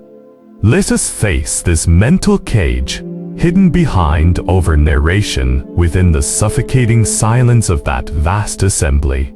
Now, please slowly draw your attention back from the outside world, back into the darkness right in front of your eyes. In this room completely swallowed by low-key lighting, all concrete objects have retreated. There are no sharp edges, no vibrant colors. Only ash-black, resonant shadows, full of heavy grain, like aged film, flowing slowly around you. In this ultimate darkness and silence, listen to the voice in your head. Have you realized that you actually live in a virtual world constructed entirely of language and words? Even though your eyes are closed right now, your brain is still running a never-ending live broadcast for you. My pillow is a little too high right now. My left leg aches a bit. I think I'm a bit more relaxed than before. I am so tired today. It seems you can never purely experience a thing. You always have to translate it into language. You are like a tireless commentator, using words to slice a continuous, seamless reality into individual, judgment-tinted labels. One of the greatest sources of modern mental friction comes from this over-narration. We are constantly talking in our heads, explaining, evaluating, comparing. Whenever you try to rest, your brain begins its vocabulary audit. It evaluates if you are doing it right, comparing your current state to yesterday's state. Language, humanity's proudest tool, has now become the shackle squeezing out your last drop of mental energy. Because the brain processing every single word requires the energy of neurons. No wonder you feel an exhaustion deep in your bones, even when you are lying in bed doing absolutely nothing. Let us temporarily mute this endlessly chattering inner voice, following the distant, deep resonance of a brass bell. Extend the tentacles of your consciousness back over to under half millennia, to ancient India, to Vulture Peak, the sacred ground for seekers of truth. It was early morning. The dense mountain mist hadn't completely lifted, and the air was heavy with the scent of damp earth and the lingering, distant fragrance of sandalwood. A grand Dharma assembly was about to begin. Tens of thousands of monks were lined up perfectly in the square, wearing robes of earthen saffron, every face looking up with immense anticipation. The outer edges were crowded with devotees who had trekked for days from distant villages, just to hear even a fragment of the awakened one's wisdom. The air in the entire space seemed frozen. Everyone held their breath, waiting for a grand discourse on the nature of reality, the path to liberation, or the deepest truths of existence. Because in the past, the Buddha's teachings might last for hours, even days. He would use stories, metaphors, logical reasoning, and patient explanations to peel back the profound Dharma layer by layer. Those powerful words had utterly transformed countless perspectives, allowing them to see the world with completely new eyes. Today, 10,000 pairs of eyes were locked onto the teaching platform. 10,000 brains were primed and ready to receive vocabulary, analyze doctrines, and memorize concepts to take back and share with their communities. Scribes were ready to record every syllable. Senior disciples leaned forward, ready to ask clarifying questions. The Buddha took his seat on the platform. The entire square was dead silent. However, the Buddha did not open his mouth. He simply reached out slowly, and from beside his seat, picked up a single-petaled white lotus flower. Under the gaze of 10,000 people, he held the flower up, slowly turning it so the entire assembly could see it clearly from every angle. Pure white, slightly curled petals, glowing golden stamens, and that emerald green stem still dripping with crystalline water drops from the pond, where it grew just hours before. Then, he just sat there quietly, holding the flower, without saying a single word. The silence spread. 1 minute passed. 2 minutes. 3 minutes. The crowd began to shift uneasily. In their minds, this had to be a dramatic pause before a vivid discourse. Surely the Buddha was about to use gorgeous language to explain the symbolic meaning of this flower. Perhaps it symbolized purity, or the beauty of awakening blossoming from the mud. But the Buddha maintained absolute silence, merely holding the flower peacefully, his gaze soft and focused, a trace of an elusive smile resting on his lips. 5 minutes passed. 10 minutes. The crowd grew restless. What did this mean? Was this a puzzle they needed to solve? Everyone's brain was frantically spinning at top speed, trying to squeeze meaning from this suffocating silence, trying to figure out what truth this flower was meant to teach them.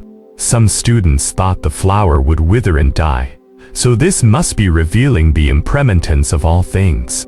Others thought it represented Buddha nature, inherent purity, even when growing in the mud of suffering.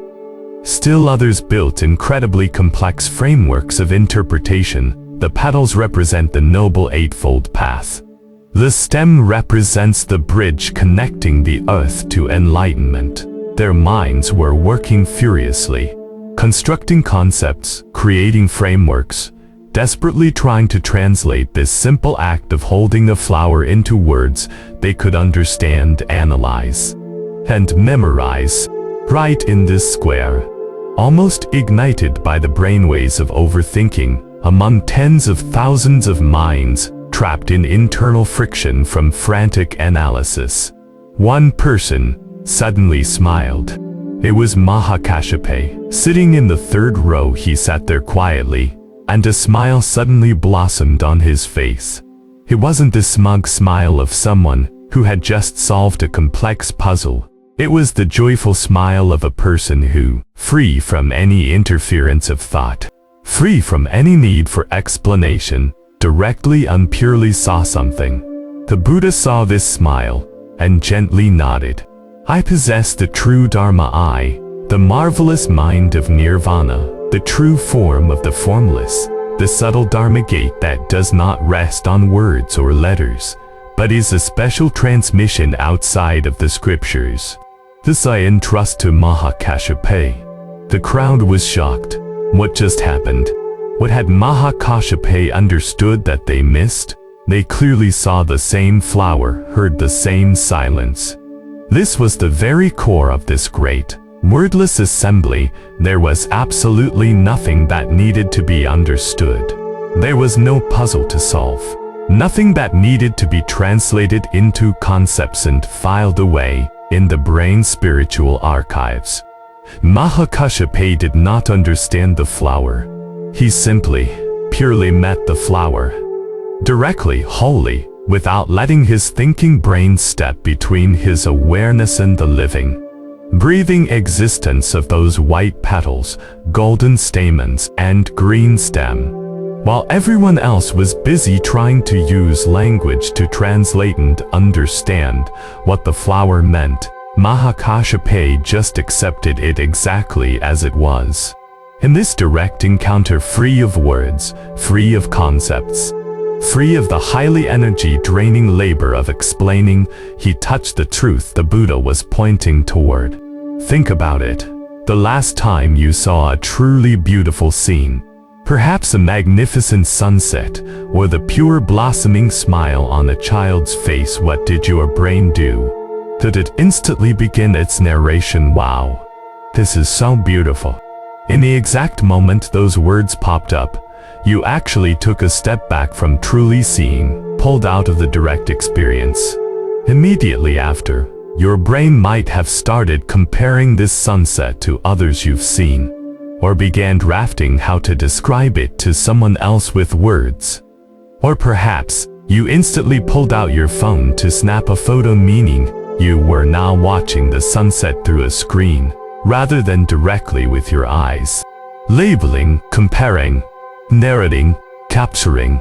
Every single action pulls you out of the direct experience and throws you into thinking about the experience. Thinking itself isn't wrong, but it is absolutely not the same as truly being present with the thing in front of you.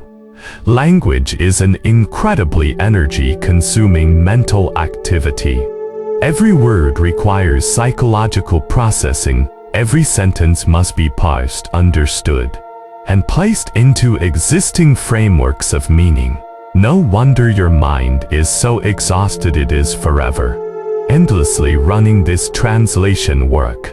Now, in this boundless dark night, let us stop all translations. Notice the current state of your body. When your back touches the mattress, do not say the words soft or stiff in your mind. When you feel the air in the room flowing through your nasal cavity, do not stamp it with a cold or hot label in your heart. Strip away all vocabulary. Beneath language exists an incredibly vast, incredibly tranquil sensory world. In this world, temperature is just temperature. There is no good or bad weight, is just weight. There is no light or heavy exhaustion, is merely a direct physical reality communicated by the body. Not a concept you need to overanalyze and urgently fix. Take a deep breath, and as you inhale, imagine you are powering down the area in the left hemisphere of your brain responsible for language and narration. Slowly, and in the outward flow of breath, let those phrases trying to describe your current state vanish into nothingness, like ice melting in warm water. You are no longer a modern person trying hard to fall asleep. You don't even have a name anymore. You are just a cloud of sensation, a cloud of pure perception melting into gravity in the dark night. Your body, in fact, has always possessed this wisdom that understands everything without needing a single word. It has always lived in direct experience, only to be covered up by your endlessly chattering mind. Let us shine the spotlight of consciousness on that ancient, ultimate body wisdom flowing in silence. Inside an old bakery filled with the scent of wheat, a baker's hands are kneading dough. She knows exactly when the dough has reached its perfect state. But this is absolutely not because her brain is calculating complex formulas of gluten X constability or hydration ratios. It is because 10,000 times of kneading dough have taught her hands to directly sense that precise texture, that subtle resistance, and the perfect spring back of the fermented dough under the press of her palm. She simply knows directly through her hands, before this knowledge even takes shape. There is no intervention of vocabulary in her mind. Or look at a musician, deeply immersed in her performance. Her fingers search for the correct notes on the keys without needing any direction from her conscious mind. Her hands have practiced countless times, so much so that their familiarity with the geography of the instrument far exceeds any map her thinking brain could draw. The music flows through her fingertips not because she is thinking which key should I press next, but because her body has learned the language of melody, and her hands are fluently speaking it. Or the carpenter in his dim workshop. He runs his hand over the wood, feeling the direction the grain wants to be cut. His hands can detect the resistance of the wood, knowing when to apply more pressure, when to gently ease off. He can accurately sense the subtle difference between going with the material and fighting the material. All of this happens without the participation of verbal thought. All of this is accomplished through direct physical perception. Your hands, your body, have also always been undergoing this wordless practice. Every time you lose your balance and your body makes an instantaneous, subconscious adjustment. Every time you catch a thrown object without thinking. Every time you know things through physical intuition rather than mental analysis. That is the wisdom of your body, operating flawlessly without words.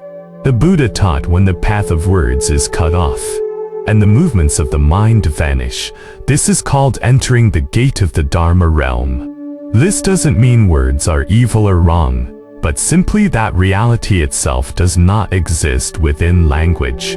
Language is merely a tool used to point, describe, and communicate. It is extremely useful, but it is fundamentally detached from the thing it describes. You can read 100 gorgeous essays about what an apple tastes like. You can memorize a massive vocabulary regarding its sweetness, tartness, and crispness. But all those words combined cannot match the experience of you truly taking a bite of an apple. The experience itself exists entirely outside of language. Direct, immediate, and whole, requiring absolutely no decoration from words.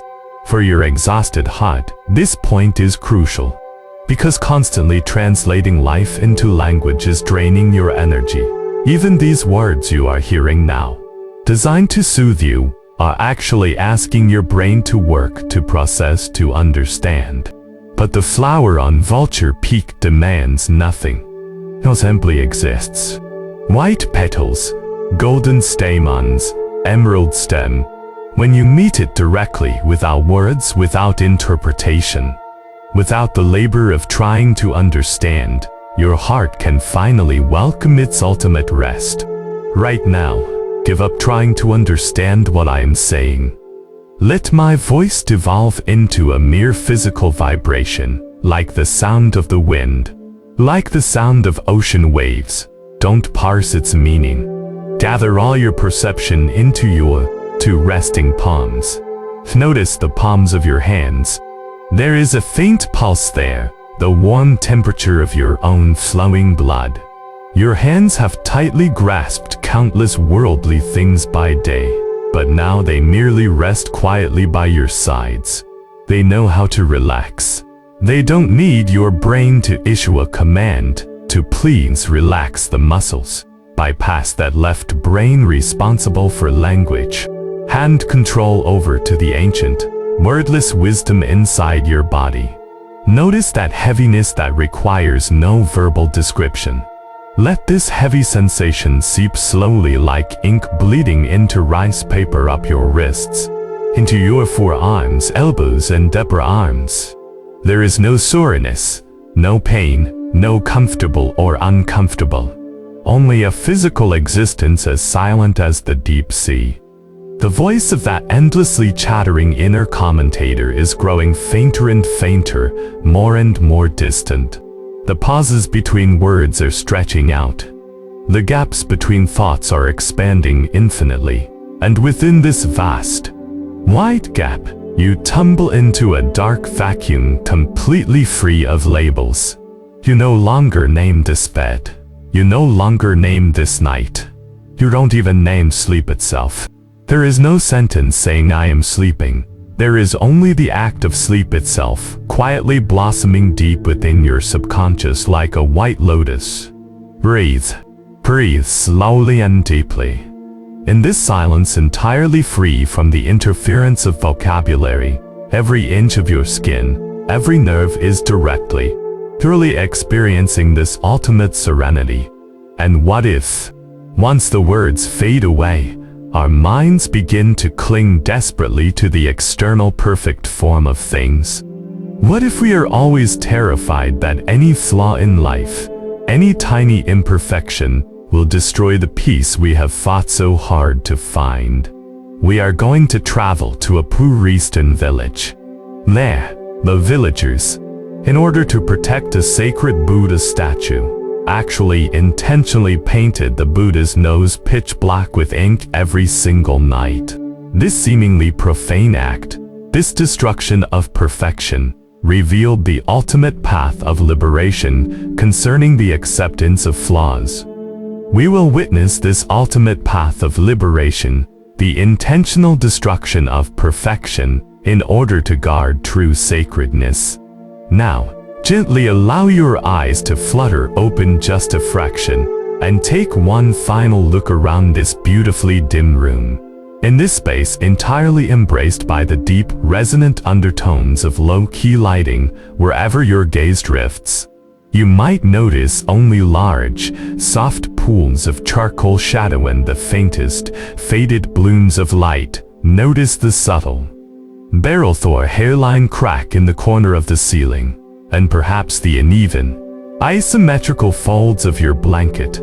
Under the harsh, unforgiving glare of the midday sun, these might seem disorganized, imperfect. But here, beneath the vast, velvet filter of the night, every single flaw is softly swallowed up, gently held, and accepted.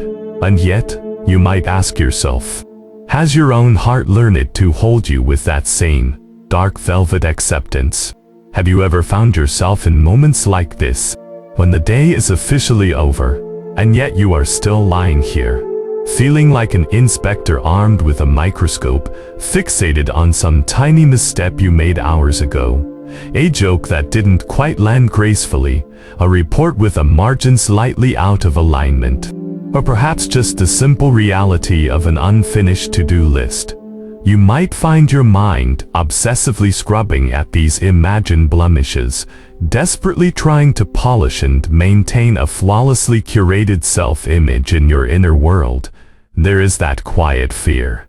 The fear that if you allow a flaw to show, you might lose your value, lose your worthiness to be loved, or even lose your grip on the narrative of your own life.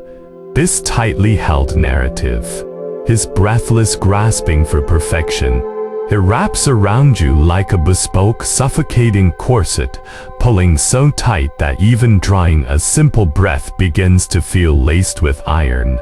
You have wanted so deeply to be a gleaming, unblemished golden Buddha, radiating flawless light, that you simply forgot how the earth, the clay, and the cracks are the truest, most authentic foundation of life. Allow your eyes to slowly close now.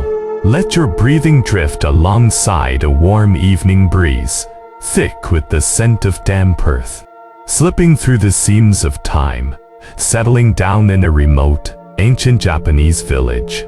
You can almost smell the rich, loamy petrichor of the rice paddies, mingling with the wood smoke curling from the hearths of every home. In the heart of this village sits a humble, wooden temple. It isn't grand, yet the impeccably swept stone steps and carefully pruned foliage whisper of the deep, tender devotion of the villagers. Through the open wooden doors, you can see an ancient bronze Buddha resting on the altar. In the dancing, amber glow of the butter lamps, the bronze surface shimmers with a soft, metallic warmth. Among these villagers who rise with the sun and dressed with the dusk, there is one man who carries a different energy. Though his hands are caked in the same mud as the others, his expression holds a peculiar, almost unfathomable fixation. His gaze drifts, intentionally or not, toward that little temple. As the heavy dusk settles, the daytime clamor of the village gently softens into silence. Resonant shadows of the night, this man quietly approaches the temple. He slips off his straw sandals, bows deeply, and steps inside. Guided by the pale moonlight and the dying embers of the lamps, he kneels before the bronze Buddha, reverently lighting a stick of incense. The smoke spirals and spools upward into the dusky air. He even presses his forehead against the cold stone floor in an act of absolute, majestic reverence. But what happens next is beautiful in its strangeness. This seemingly devout man, after ensuring he is entirely alone, slips a tiny vessel from his sleeve. Inside is a pool of thick, obsidian ink. He dips his finger into the cold ink and reaches toward the flawlessly smooth face of the Buddha. Almost artisan-like precision, he paints the Buddha's nose pitch black. The next morning, as shafts of faded light pierce the gloom to reveal the Buddha's blackened nose, the village erupts. People are shocked, angry, swimming in confusion. Who would dare desecrate the sacred image? Would this invite misfortune upon their homes? Determined to catch the culprit behind this ruined perfection, the village elder decides to wait in the deep shadows of the night. And just as expected, at the midnight hour, the man returns. After completing his devoted prayers, he once again produces his ink and tenderly, meticulously, repaints the nose that the villagers had so desperately scrubbed clean that day. Why would you do this? The elder demands sternly from the shadows. Are you not terrified of the consequences of desecrating the divine? The man turns around. There is no terror on his face, only a remarkably pure, raw sincerity. Honorable elder, I mean absolutely no disrespect, the man whispers softly into the dim temple. This Buddha has watched over us for generations, through endless droughts and floods. But I heard that 3 villages away, there is a wealthy town building a magnificent temple. Their monks wish to take our Buddha away, to place him among their opulent collection. The man's eyes shimmer with a gentle light. But who would want a Buddha with a black nose?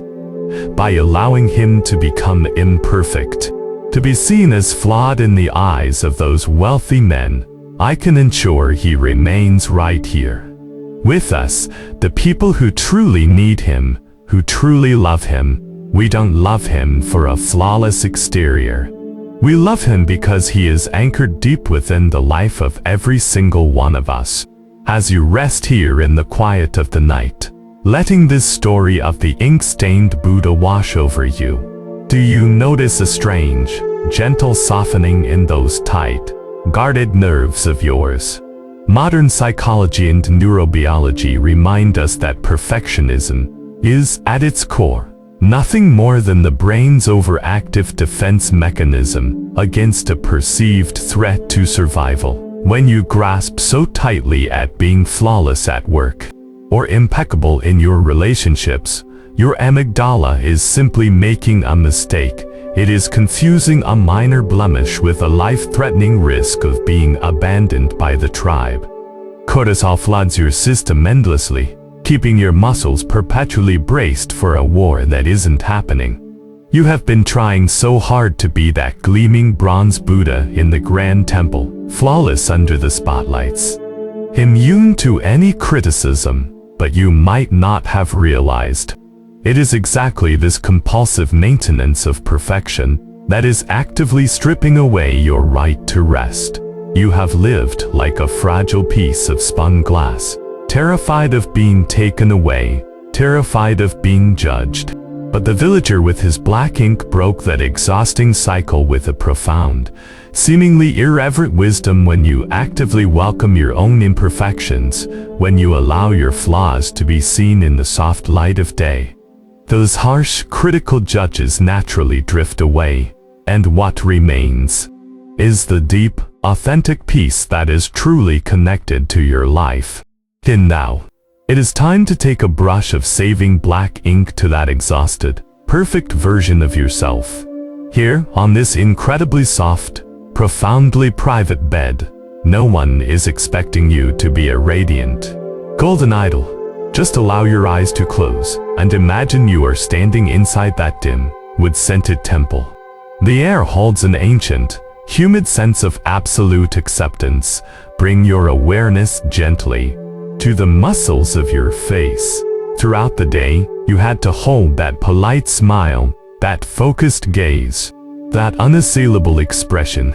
But now, as you exhale, imagine a single, warm, soft drop of dark ink landing gently on the tip of your nose. This drop of ink is your imperfection. It is your permission to make mistakes. It is the absolute validity of your flaws. Notice how this ink naturally softens and spreads across your nose. It doesn't bring shame, it brings a profound, unmasked relief. Let this softening melt away down the sides of your nose. Your cheekbones no longer need to lift and tighten, they just softly settle and cave in. The corners of your eyes surrender their defense against the light, melting completely. Your jaw, that hinge you've kept clamped shut all day just to keep it together, parting ever so slightly in this moment. You don't need to be beautiful right now. You don't need to be bulletproof. With your nose painted black by the night, you are safe. You have finally been released from that opulent, exhausting prison called perfection. When you truly understand the power of the flaw, you might notice that in the ancient Zen wisdom of the East, the acts that appear the most irreverent often cradle the deepest reverence. And the forms that seem the most broken are the ones holding the most perfect essence. The village elder, after hearing the man's explanation, fell into a long, profound silence. What he thought was a desecration of the sacred was actually a devotion purer than any flawless ritual. Later, the villagers found a safer way. They hid the precious bronze booty and replaced it with a wooden replica. But whenever their most sacred festivals arrived, they would bring out the original Buddha. With his black nose, to them that dark blemish had become their unique, intimate seal of connection to the divine. It is like a bronze bell in an ancient monastery, bearing a microscopic crack to the ear of a perfectionist. That hairline fracture ruins the acoustic perfection, but to the ear of a Zen master who truly knows how to listen, it is precisely that crack that gives the chime its breathtaking, deeply textured, and entirely unique resonance of a life fully lived. It is like an old monk's prayer beads, thumbed through for decades. They have long lost their pristine roundness and polish, some might even be chipped. But it is exactly this evidence worn down by time and thousands of whispered prayers that carries the truest, rawest devotion of generations. True sanctity never needs a flawless facade to survive. Those who try to polish every day, every sleep, every tiny detail of their lives into a perfect work of art, are the ones who fall into the deepest trenches of anxiety. It brings to mind the famous Zen saying, if you meet the Buddha on the road, kill him.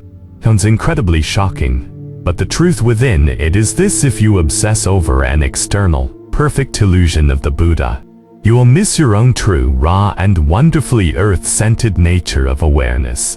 What looks like the desecration of perfection is actually the greatest protection of your soul's freedom. In the aesthetic and philosophical world of the East, this state is known as wabi-sabi. It is the wisdom of celebrating the broken, the impermanent, and the imperfect. A rough clay teacup with a chipped rim. When mended with gold lacquer, those former flaws transform into its most radiant, vibrantly alive veins. Your body, your mind, your life is exactly this kind of rough clay teacup. The anxiety you try so desperately to hide, the vulnerability you feel so deeply ashamed of, the stumbling cracks you've accumulated along the way, they are not enemies you need to annihilate. They are the growth rings of your life. They are the proof that you are a living, breathing human being, not a stone idol. The more you try to use a rigidly tight willpower to plaster over these cracks, the more your nervous system feels like a bowstring pulled to its absolute limit, ready to snap at any second. But if you can be like that villager, calmly embracing this imperfection, using the gold lacquer of acceptance to soothe the fractures, your exhaustion will simply melt away into the ether. Because when you no longer need to maintain perfection, you have absolutely nothing left to lose. Now, let your awareness follow my voice, taking a gentle tour through your body in the dark, specifically seeking out those flaws and fractures. Please, do not strive for a textbook perfect relaxation if a part of your body still feels sore, stiff, or restless. I invite you to approach it with the most exquisite tenderness. Accept this imperfection. Notice your cervical spine. Perhaps it is harboring a dull ache from hours hunched over a desk. Don't tell yourself it shouldn't hurt. Don't try to instantly cure it. In your mind's eye, take a soft, warm calligraphy brush, dipped in gentle black ink, and draw a soft, comforting circle around that ache. Whisper to it it's completely okay that you hurt. This is the trace of your hard work today. I accept your stiffness. As you stop resisting this imperfection, you might be amazed to notice how the secondary tension, the tightness born of fighting it, begins to melt away, like snow yielding to warm water. Notice your chest.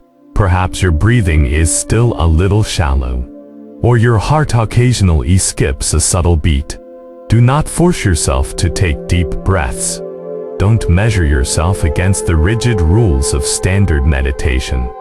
With the compassion of the black-nosed Buddha, say to your slightly anxious heart it's okay. Even if your rhythm isn't perfect, you remain the greatest miracle of my life. Exhale, and let that beautiful privilege, the privilege of allowing yourself to be imperfect, flow through your bloodstream, washing over every rib, settling deep into your organs. Nothing needs to be perfect. Everything is just right, exactly as it is. The night is deepening. The blanket over you feels like the heavy layers of time protecting that cracked, ancient bell.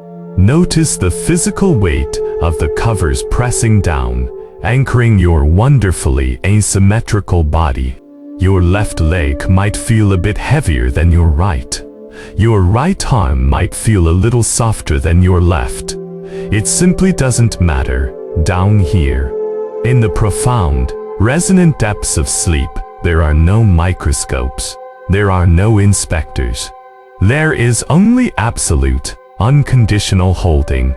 Your consciousness is slowly, boundless lie unfurling, like a heavy drop of black ink drifting in deep water.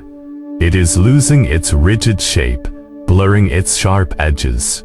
You don't need to hold any posture. Let the mistakes that haunted you today, the goals left unmet, the moments that made you blame yourself, let them all sink into this vast, ink-dark sea. Here, they are not blemishes. They are the soft bed of your rest. Your brainwaves are lengthening, drifting away from the high-frequency hum of anxiety, transitioning gently into the deep, oceanic rhythms of alpha and theta waves. All effort has ceased. You are safely, gently resting within your own beautiful flaws. But what if your subconscious is perpetually carrying an invisible sack of future disasters, keeping you on guard against unknown risks even as you dream? Let us drift now to a bustling marketplace. There we will meet a monk who was always laughing, revered by later generations as an incarnation of Maitreya, the cloth sack monk Hoti. We will watch as he teaches a confused little girl how to take that second sack, the one labeled the future and anxiety, and drop it, completely and heavily, outside the door. Let us witness this smiling wanderer, and how he lets the crushing weight of tomorrow smash heavily into the earth. Now, gently close your eyes, and let your inner gaze seek out the deepest, most profound shadows behind your eyelids. In this beautifully low-lit room, the last remaining whispers of light can only trace the blurred edges of your wardrobe and the doorframe. The room is as hushed as a diving bell resting on the ocean floor. But within your heart, is there a storm raging that only you can see? Have you ever experienced this? It is the dead of night. Your body is utterly exhausted, desperately yearning to surrender to the mattress. And yet your mind is spinning like a runaway disaster simulator. It frantically rehearses the crises of tomorrow, next week, or even next year. What if the meeting goes wrong tomorrow? Will I be able to pay the bills next month? What happens to my family if I get sick? You are prematurely draining tonight's life force for things that haven't even happened, and likely never will. You try to prepare for the worst, believing this worry is just you being responsible. But you might not realize that your subconscious cannot tell the difference between an imagined threat and a real danger. While you lie here in your soft, safe bed, painting pictures of future catastrophes in your mind, your nervous system is enduring the actual, physical lashings of those events. You are not just carrying the natural weight of today, you have crammed the burdens of tomorrow, the day after, and the next 10 years into a massive, invisible sack, and you are pressing it down onto your own fragile chest. You alone are carrying the weight of 2, maybe 3 lifetimes. No wonder your breath feels so tight. No wonder you feel exhausted. No matter how long you sleep, let your breath ride the ancient eastern night wind, piercing through this fog of anxiety, and land in a noisy, vibrant marketplace in medieval Japan. Keep your eyes closed and feel the rich texture of that space. The air is thick with the fresh, green scent of vegetables, the briny tang of fish, the distant, haunting aroma of incense, and the smoky blend of wood fires. You can hear the rhythmic, cascading calls of vendors, the hum of customers bargaining over a few copper coins, the bright laughter of children darting between the stalls, and the crisp clinking of merchants counting their wealth. At the edge of this square, teeming with the exhausting hustle of worldly survival, there is a man who stands in breathtaking contrast to it all. He is a slightly plump, bald monk. He wears a simple, frayed robe whose original color has long since faded away. Slung across his shoulder is a massive, rough cloth sack, but the most striking thing about him is the widest, purest, most genuinely radiant smile you have ever seen. People call him Hoti. Some say he is a joyful wanderer from China, but where he truly came from, no one knows. They only know he has been drifting through these parts for a very, very long time. Unlike other monks, who walk with stern, solemn faces to beg for alms, Hoti always seems to be giving, never taking. You watch him wade into the crowd. He reaches into that enormous sack and pulls out a wondrous array of little gifts for the children's sweet rice cakes, intricately carved wooden animals, and brightly colored stones that catch the sunlight. With every gift he gives, he lets out a deep, incredibly infectious belly laugh, as if the act of giving away his possessions brings him a joy 1,000,000 times greater than receiving anything. Adults benefit just as much from his unbelievable generosity. Faced with an exhausted mother holding a crying baby, he simply leans in, makes a few wildly funny faces, and instantly transforms the infant's stares into bubbling giggles, offering the mother a moment of precious peace. For an anxious vendor whose vegetables are wilting under the fierce afternoon sun, he takes off his own wide straw hat, propping it up to create a cool patch of shade. For an old man staggering under a heavy bundle, he doesn't just offer a helping hand, he weaves a captivating story as they walk, turning a painful chore into a delightful shared journey. You might notice a truly wondrous phenomenon. Even though he constantly pulls toys, snacks, and tools from that massive sack, it never seems to empty. And when people gratefully offer him a morsel of food or a small trinket, he accepts it with pure sincerity and drops it in. Yet the sack never seems to grow any fuller. It exists in a state of perfect equilibrium, never lacking, never hoarding. As the sun dips below the horizon, the marketplace slowly packs away. Hoti walks to the edge of the square, beneath the sprawling canopy of an ancient tree. With a lightness and grace that completely defies his large frame, he folds his legs. Settling onto the soft earth, he rests his great sack beside him, closes his eyes, and maintains that same pure, untroubled smile. A few children linger, reluctant to leave his side. The boldest among them, a little girl, steps forward and gently tugs at his sleeve. "Monk Hoti," she asks, tilting her head in wonder, "why are you always so happy?" Hoti opens his eyes, looking at her with a warmth that could melt solid ice.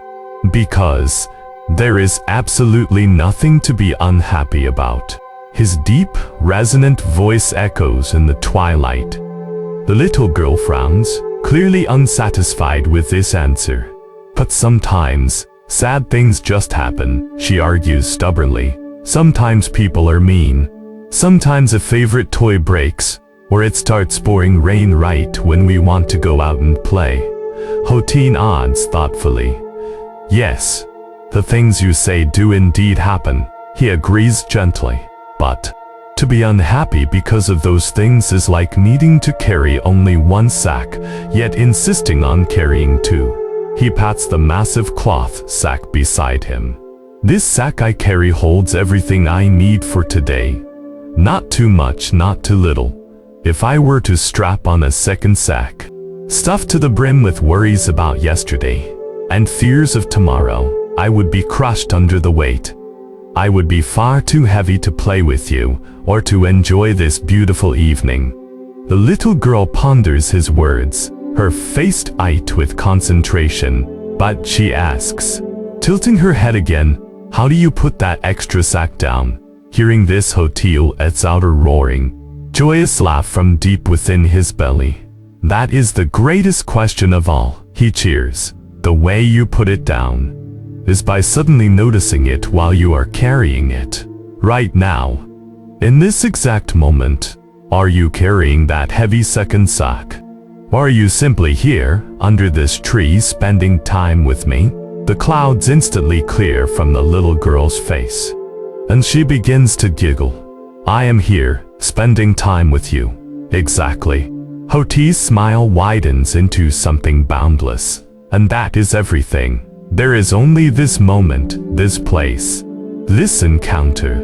When we are entirely present right here, right now, that second sack simply vanishes on its own.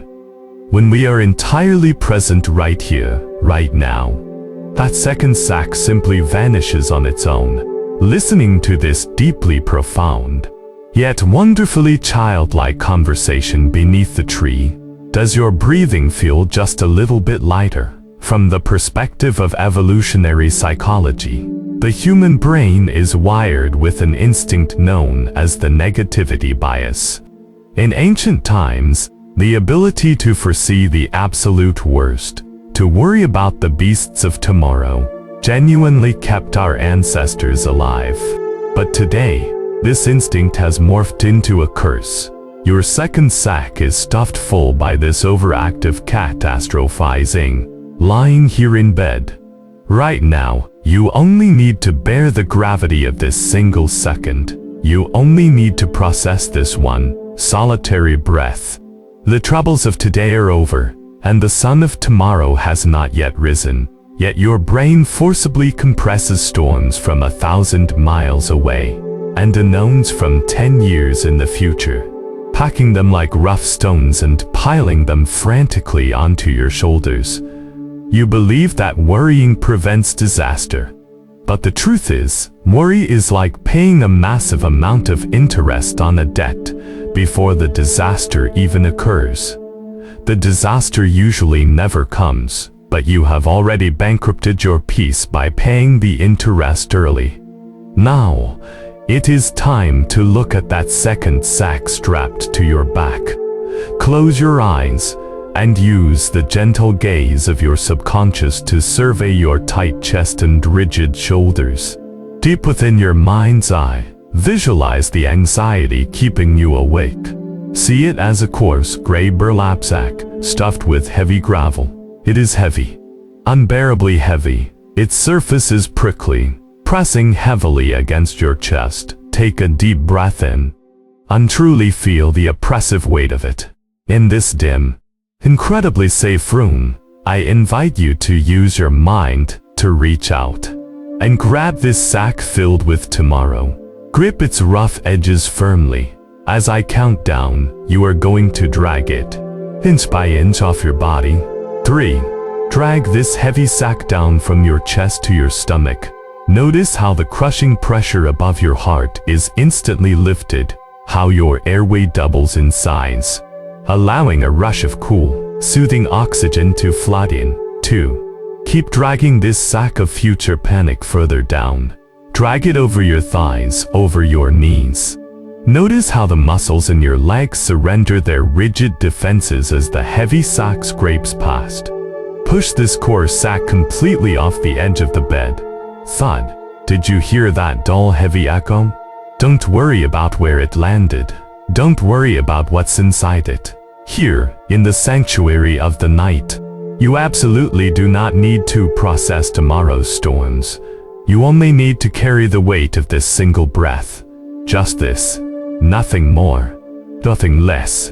When the crushing weight of the future is thrown to the floor, and we reclaim the lightness of our physical body, you might wonder, in the light of day, in a world woven with complex relationships and rigid rules, can this defenseless lightness truly be understood?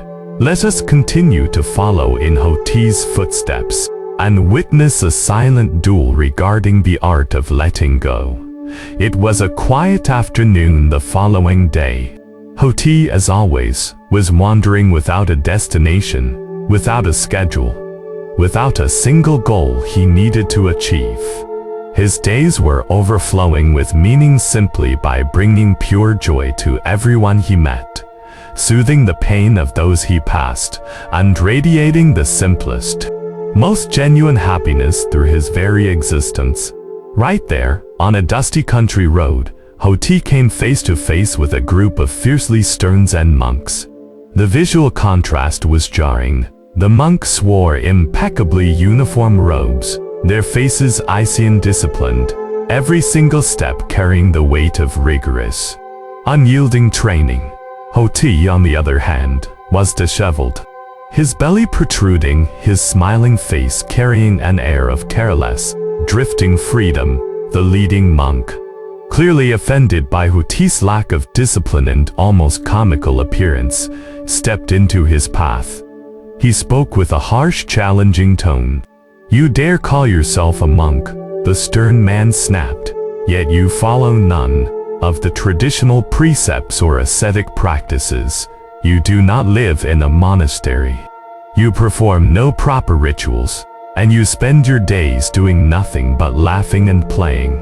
You maintain none of the solemn silence expected of us." He took a step closer, his eyes sharp as blades. "Do you even understand what the true essence of Zen is?" The air seemed to freeze. The accompanying monks held their breath, waiting for this mad wanderer to offer a flimsy excuse or cower in shame. However, Hoti said absolutely nothing. In the heavy, dead silence that stretched on, he simply looked at the angry monk with a soft, radiant smile. Then, with a movement that was incredibly slow and exquisitely relaxed, he took the massive cloth sack from his shoulder. And let it slip. Thud. The heavy sack slammed into the dusty earth. Hoti stood there, his hands completely empty. His face still carried that natural sunlit smile, untouched by anything external. He didn't need to use beautiful words to defend himself. His entire existence radiated an indescribable, absolute peace that required no explanation. That was his answer. The stern monk, who had a belly full of sharp words ready to fire, experienced a violent shift in his expression. First came shock, utter confusion, and finally, a lightning strike of profound realization. In the dull echo of that simple thud, looking at the empty-handed, smiling, plump monk, this rigid ascetic suddenly understood more than 1,000 scrolls of deep scripture could ever teach him. He realized that the endless rules, the obsession with status, the rigid definitions of how one must practice, were simply the second sack they had strapped to their own backs. The stern monk bowed from the waist, bowing deeply and with absolute reverence.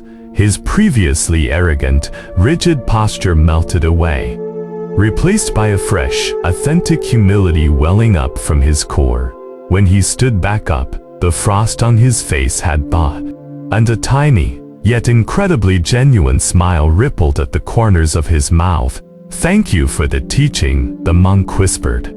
Hoti simply let out another belly laugh. He bent down, picked up his sack, the one that belonged only to the present moment, holding only what he needed for the day, and casually patted the stern monk on the shoulder. Then, like an unbound breeze, he continued on his journey. With every step, like a flower naturally releasing its scent, he effortlessly scattered a joy that could never be contained by any rule. Hidden within that dull thud is the most subversive path to liberation in Eastern Zen philosophy. We constantly treat the future as an urgent task we must resolve, and we view anxiety as a badge of responsibility. Those strict monks used asceticism, rules, and exhausting rituals to guarantee their future enlightenment. How are they any different from us in the modern world, burning ourselves out in endless competition, lying awake all night terrified of tomorrow? Hoti's simple action was a complete, shattering destruction of linear time. The future does not exist, it is merely an electrical signal firing in your cerebral cortex. The past is dead, it is nothing but an echoing phantom in the hippocampus of your memory. The only thing that is truly real is this second, this place, this exact moment you are experiencing. When you bleed yourself dry in the present moment for the sake of a phantom tomorrow, you are actively missing the only thing in your life you truly own, the now. In Hoti's story, his sack can never be overfilled, nor can it ever be completely emptied. This perfectly illustrates the highest wisdom of the middle way. You do not need to practice the bitter asceticism of having absolutely nothing. You only need to carry exactly what you need for today. Not too much, not too little. Generosity does not lead to scarcity, and letting go absolutely does not invite disaster. If you let go of your terror of tomorrow, tomorrow will not collapse. On the contrary, only when you release your suffocating grip on tomorrow can you free your hands to embrace the deep serenity of tonight. Now, feel the physical tremor of that thud, the weight dropping to the earth. Imagine that deep within your consciousness, you have finally untied the coarse rope that has been biting into your shoulders, drawing blood. Accompany this with an incredibly slow inhalation. In your mind, Whisper this gentle command to yourself: let go, exhale, and allow your shoulders to sink completely, heavily, into the deep embrace of the mattress. This is not just a physical relaxation of the muscles, it is a spiritual surrender. You no longer have to be responsible for any outcome tomorrow. In this absolutely still, deeply shadowed room, tomorrow is locked 1,000 miles away. Notice the muscles of your jaw, where you clamped down so tightly under the pressure of the day.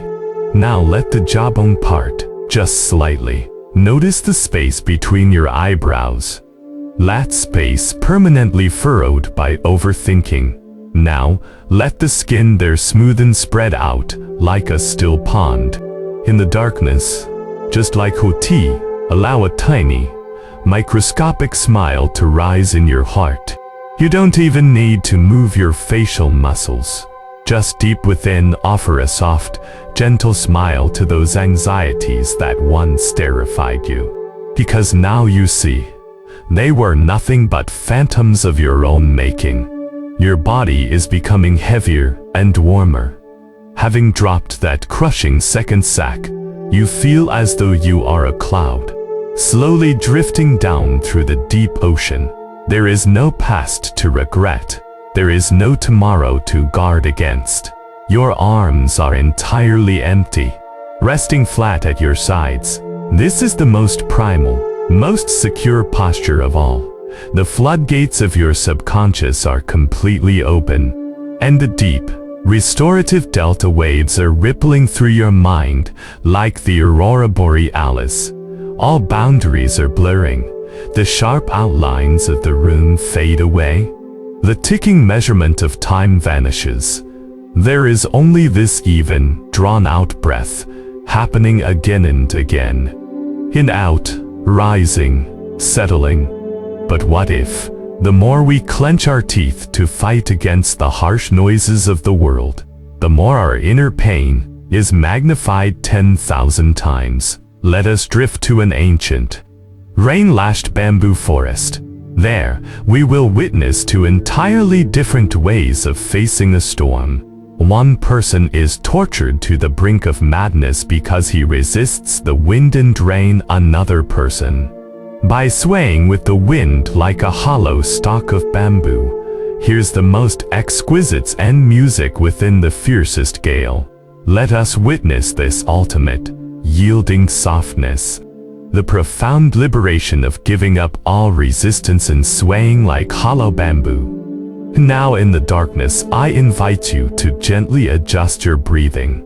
In this room, utterly blanketed by the deep, resonant low-key lighting, the only trace of illumination is a faint, hazy sliver of moonlight slipping through the curtains, drawing a fragile, ash-white line across the floor. In this near absolute dusk, gently bring your awareness to your sense of hearing and touch. Have you ever experienced one of those soul-crushing nights of insomnia? You have prepared everything perfectly for sleep, but right at that moment, the muffled rumble of a car engine drifts in from outside, or the heavy thud of footsteps sounds from the next room, or perhaps it's just the inescapable ringing in your own ears.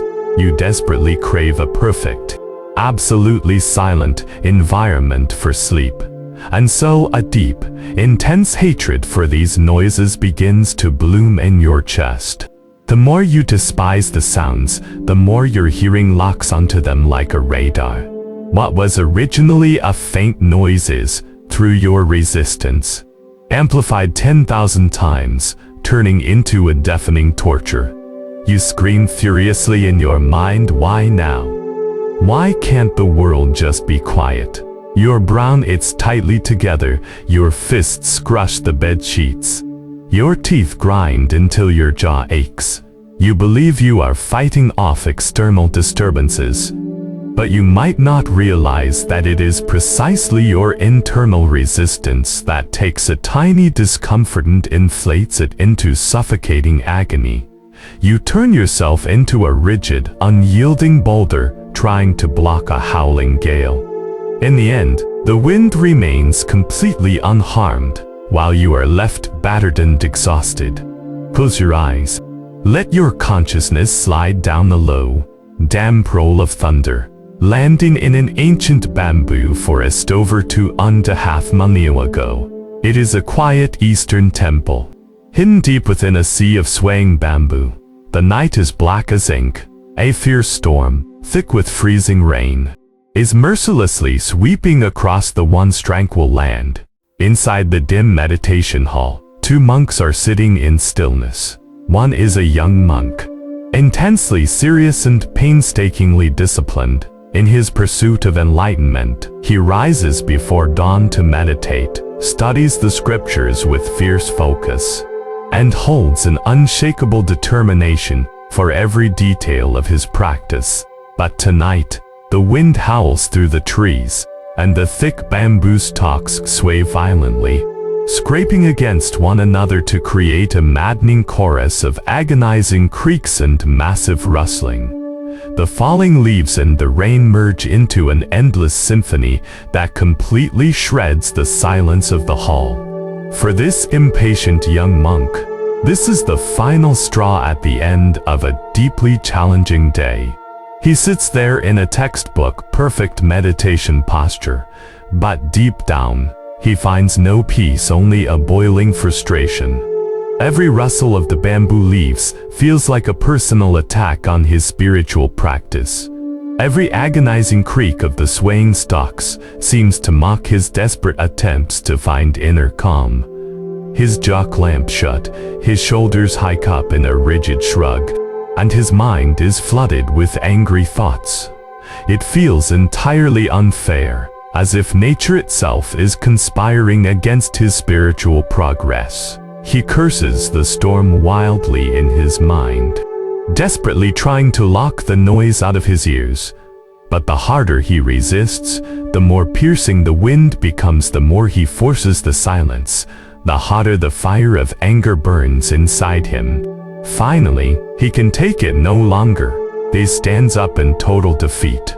This is absolutely impossible, he announces loudly to his companion, who can meditate in this kind of noise. The wind is too strong, the bamboo is too loud. I'm going to find a quieter place to practice. This forest is completely unfit for serious meditation. In the dark, do you hear the silent collapse of this young monk's mind?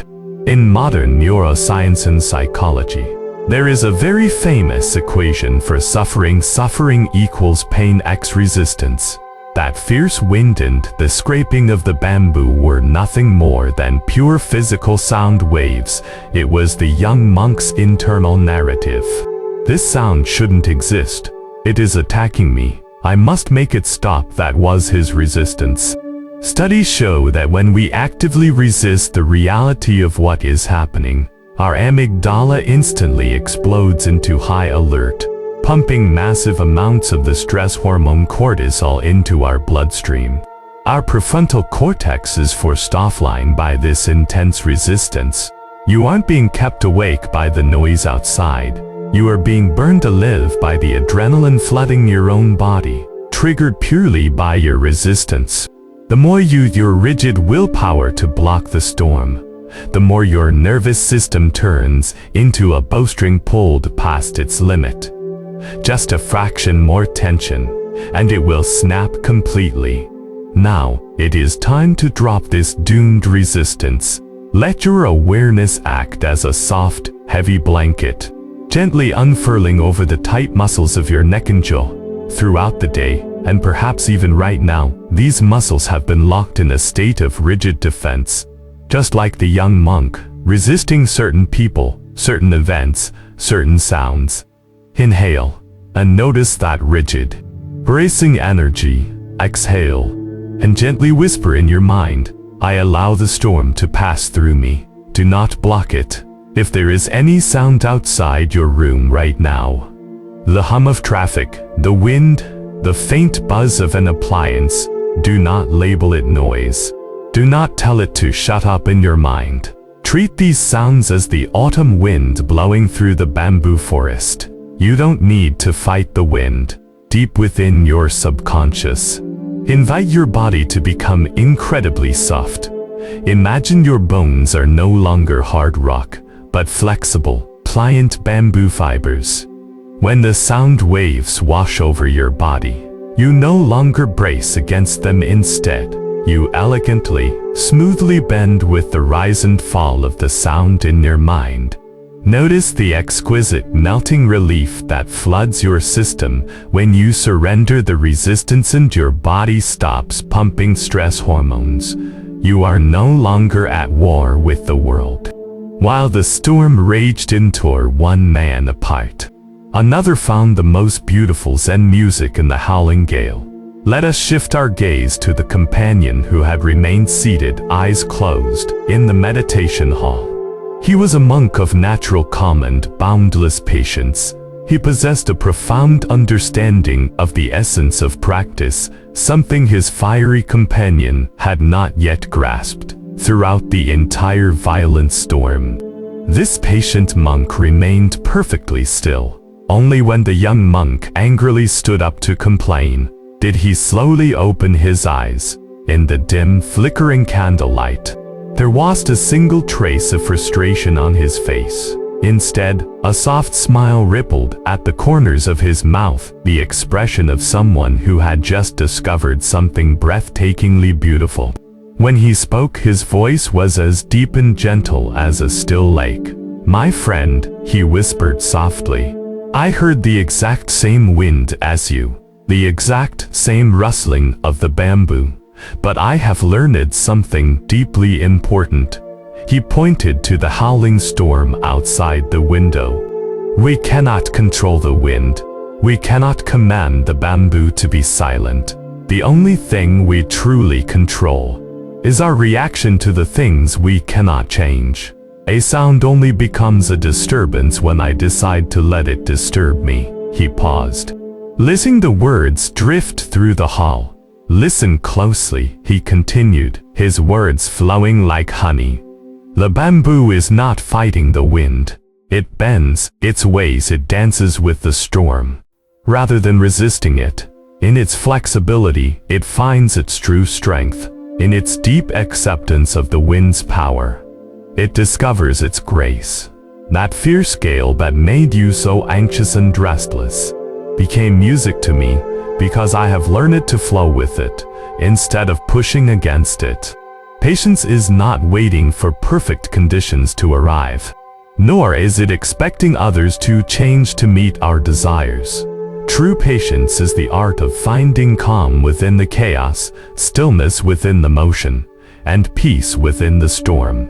When we cultivate this internal flexibility, we become the bamboo able to bend without breaking, rooted deeply in the earth, while adapting to whatever conditions arise.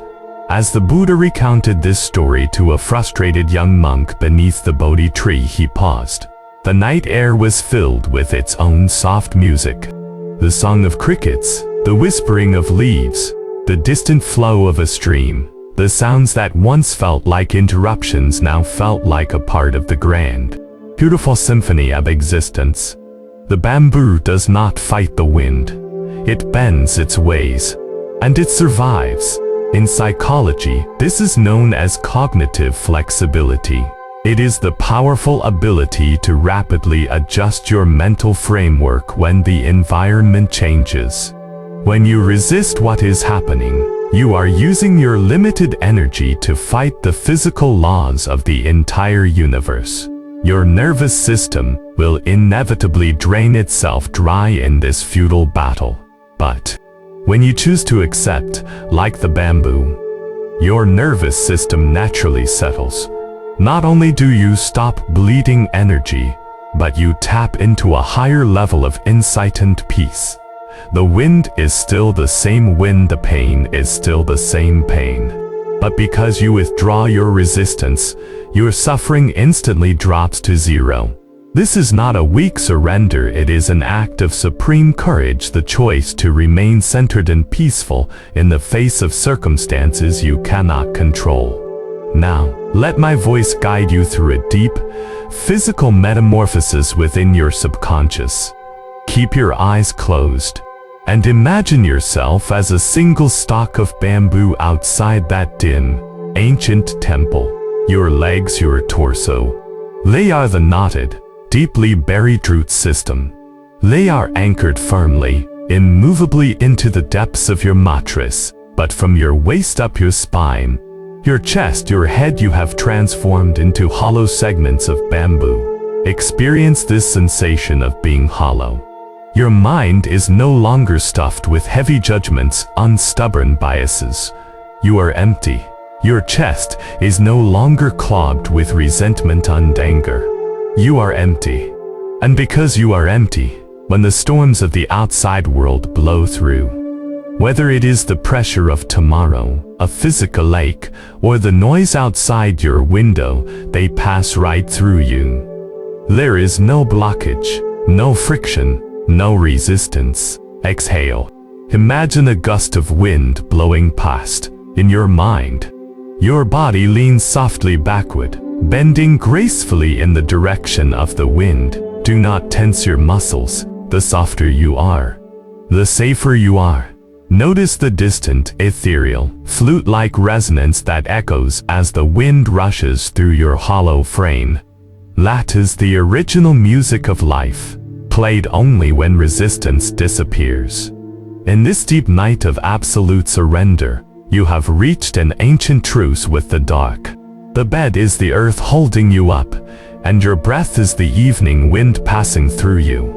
You don't dictate how the wind should blow, you simply sway with it. Allow the final release of your facial nerves. Your eyes cease their restless searching, sinking heavy and dark into the depths of your skull. The tip of your tongue falls away from the roof of your mouth, resting softly at the base.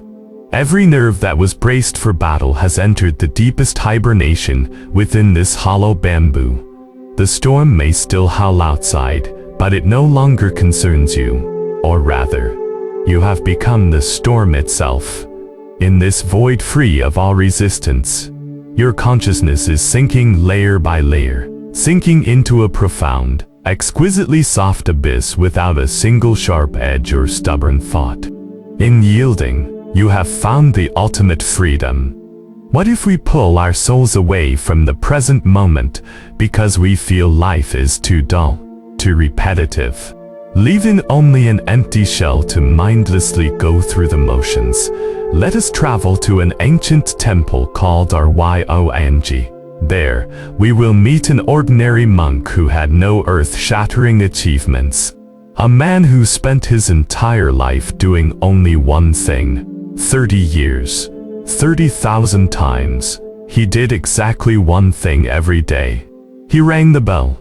But within the absolute monotony of that single action, he shattered the illusion of the void, forcing scholars who chased profound doctrines to bow their proud heads before the deep silence of his chime.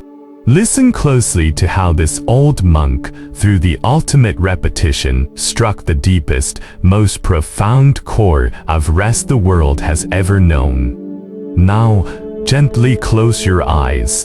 In this room, entirely swallowed by the deep, resonant velvet of low-key lighting, all unnecessary visual stimulation has been severed. In this suspended pocket of time, gently reflect on how you live today. Have you noticed that while you do many things every day, you are almost never truly present? You are washing the dishes, but your mind is calculating tomorrow's plans. You are commuting on the train, but your thoughts have flown back to a conversation from yesterday. You are brushing your teeth, your body mechanically going through the motions, while your consciousness wanders like an anxious ghost between the past and the future. You constantly feel that the small task at hand is meaningless, always waiting to finish this boring chore so you can reach the next, more important moment. You might think this is just efficient multitasking, but you may not realize that this mind-body separation is the ultimate black hole draining your nervous system. You are never where you actually are. You are never truly doing what you are doing. Half of you is here, the other half is somewhere else. This tearing sensation, is why even the simplest chores leave you feeling a life-draining exhaustion. You wait for some special moment to relax, and in doing so, you miss every single present moment. You have turned yourself into a soulless vending machine. No wonder life feels so dull. No wonder you feel a bone-deep, numb emptiness as you lie here in bed. Close your eyes. Let your breath drift on the low, resonant chime of an ancient temple bell, piercing through the thick morning fog to our Yong, a temple cradled by mountains centuries ago. In the faded, cinematic light, the morning mist has not yet lifted. The entire temple is cloaked in an ash-blue stillness, carrying the crisp, cold scent of pine. Within this temple lives a monk whose entire existence revolves around one incredibly simple task. At the edge of dusk, and at specific moments throughout the day, his only job is to strike the massive, ancient bronze bell. That is all. He does not teach students. He does not lead rituals. He holds no administrative power. And he does not pursue deep academic study. There is only the bell.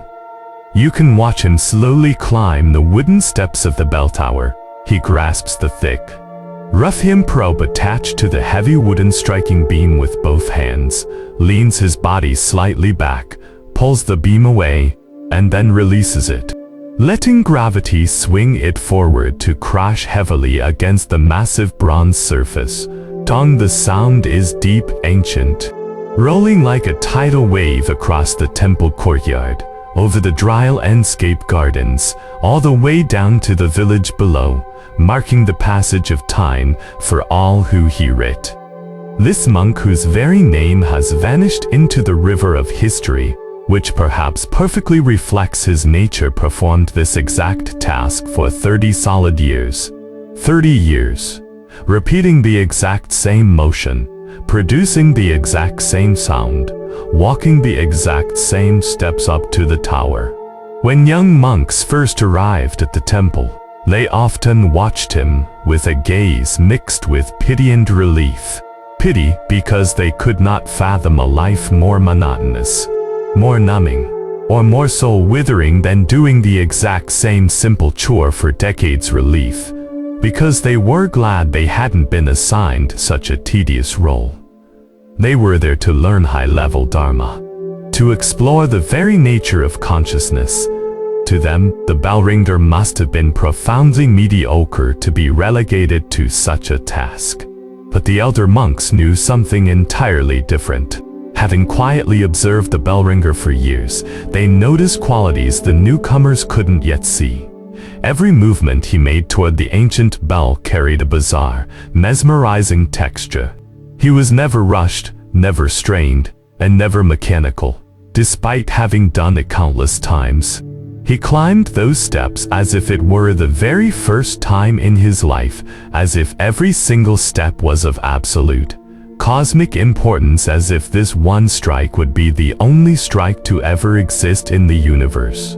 When his hands grasped the rough hem probe, there was no weary sigh of "here we go again." No dismissive rush to just get it over with. His hands found the rope with a deeply quiet, exquisite focus, as if greeting an old friend rather than performing a chore. He pulled the beam back just the right amount, guided entirely by the intuition of his body, not the calculated measurements of his mind. And when the wooden beam struck the bronze, the sound was entirely unlike what you'd expect from a mindless, assembly line task. It wasn't just a noise to mark the hour. It was a sound resonating from the absolute core of the present moment, crystal clear, pure, entirely free of the muddy static of boredom, resentment, or mechanical repetition. Listening to the echo of this bell in the dark, do you feel a totally different kind of power in modern psychology? When we plunge completely into the present moment, stripping away resentment for the past and anticipation for the future, our brain enters a state of ultimate flow. The reason daily chores feel so numbing to you is because your awareness and your actions are divorced. Your body is doing the task, but your brain is rejecting it. This rejection generates massive internal cognitive friction. The old monk's actions were pure because, at the exact moment of striking the bell, he harbored no judgment about the task being boring, no envy for those reading high scriptures, and no anticipation of resting afterward. He was simply 100% alive in that fraction of a second, when consciousness and action perfectly align. The draining internal friction drops instantly to zero. Even the most monotonous action erupts with breathtaking vitality. Now, let your nervous system experience this absolute alignment. Stripped of all static, gently pull your awareness away from those distant, far-off worries and let it rest entirely, heavily on your current breath. Imagine that deep within your chest hangs a massive, ancient bronze bell. Every time you inhale, you are pulling back that thick hemp rope. Do not rush. Do not breathe just to get the breath over with. Inhale, slowly drawing the rope back, feeling the charged, gathering tension as your ribcage expands. At the very peak of the breath, pause for just a microsecond. Then let go. Exhale. And with this long, deep release, imagine the heavy wooden beam crashing powerfully against the bronze. Do not think about tomorrow. Do not judge this moment. Just allow this deep, echoing sound wave to ripple outward from your heart. Feel the physical vibration wash through your ribs, down your spine, all the way down your legs, melting deep into the mattress. In this exact moment, you are not a modern person with a complicated social identity. You are simply the vessel for this long, echoing chime, pure, transparent, and holding absolutely nothing back. One day, a visiting scholar arrived at our YONG. He was a man renowned far and wide for his vast knowledge of Buddhist philosophy. He spent days engaged in profound debates with the temple's abbot, dissecting the most delicate nuances of doctrine and practice. On his final morning, as he prepared to leave, he heard the dawn bell. Something woven into the very fabric of that sound made him freeze in his tracks. He stood there, unmoving as a statue, listening until the final ripple of the chime faded into the boundless silence. "Who is ringing that bell?" he asked the abbot. Visibly stunned. "Just an ordinary monk who lives here," the abbot replied. "He has been doing it for many years." The scholar fell silent. "I must meet him." They found the bell ringer in the garden. He was raking fallen leaves with a bamboo rake, and the quality of his attention as he swept was identical to the quality of his strike. The scholar bowed deeply and asked, "How long have you been ringing this bell?" 30 years. The monk answered peacefully. 30 years of the same job, the same motion, the same sound. The scholar mused. "Tell me, do you find the practice difficult? Boring? Do you ever long to take on more challenging, meaningful work?" The bell ringer smiled gently. "At first, yes," he said. "When I was first given the task, my mind violently rebelled. I felt it was a waste of my talents. I knew I was capable of much more important things. While my hands rang the bell, my mind was up in the clouds. I planned my future. I replayed my past. I fantasized about the great spiritual heights I could reach if I wasn't tied to this menial chore." He paused, looking down at his bamboo rake. But slowly, something shifted. I began to notice that when my mind wandered away from the task, when I was thinking of other things while ringing, the bell sounded entirely different. The tone was dull. Somehow it lacked clarity. And I also noticed that in those incredibly rare moments when I was completely immersed in the motion, when everything in the world faded away except the feeling of the rope, the pull backward, and the sound of the strike in those moments, my loud, noisy mind went completely, beautifully silent. It wasn't because I was trying to force it to be quiet. It was because I was so utterly consumed by what I was doing that there was simply no space left for the brain's endless, chattering monologue. The bell ringer put down the vacant mind, pulling the rope with his empty hands. Now, every time I strike the bell, it isn't a mechanical repetition, because this exact strike has never happened before. This exact moment, this exact quality of focus, this exact sound blooming on this exact morning, it is brand new, completely unutterably fresh. How could something that has never existed before possibly be boring? The scholar sat there for a long time. Finally, he let out a deep sigh. In all my years of study, I have read endless texts on one-pointedness, on absorption, on dwelling in the present, but I have never seen anyone embody those teachings so perfectly. And you weren't even trying to. The bell ringer laughed softly. That is the greatest magic of all, he said. I wasn't trying to achieve one-pointedness. I wasn't trying to become absorbed. I wasn't even trying to live in the present. I just took all of me, completely and entirely, and struck the bell. And somehow that simplest of actions contained everything those complex teachings were pointing toward. I just took all of me, completely and entirely, and did the thing. This sentence shatters all the modern illusions about reaching some mystical other side. We always believe that repetitive tasks are the enemy of focus, that they numb the brain and turn us into robots. We firmly believe that spiritual growth requires intensity, change, and constant challenge. But the bell ringer discovered that when you meet the most mundane repetition with ultimate presence, the repetition itself calms the frantic mind better than any specialized meditation technique. The Buddha once taught, whatever you are doing, whether standing or walking, sitting or lying down, keep your mind focused. Diligence is the path to the deathless, negligence is the path to death. The diligent do not die, the negligent are as if already dead. This diligence does not mean brutally forcing your attention to behave. It means bringing your entire self into whatever you are doing. No matter how simple or ordinary it seems. When you wash a plate, if you pour your complete awareness into it, feeling the warm water wash over your hands, the slickness of the soap, watching the porcelain come clean, that simple action becomes just as sacred as any formal meditation.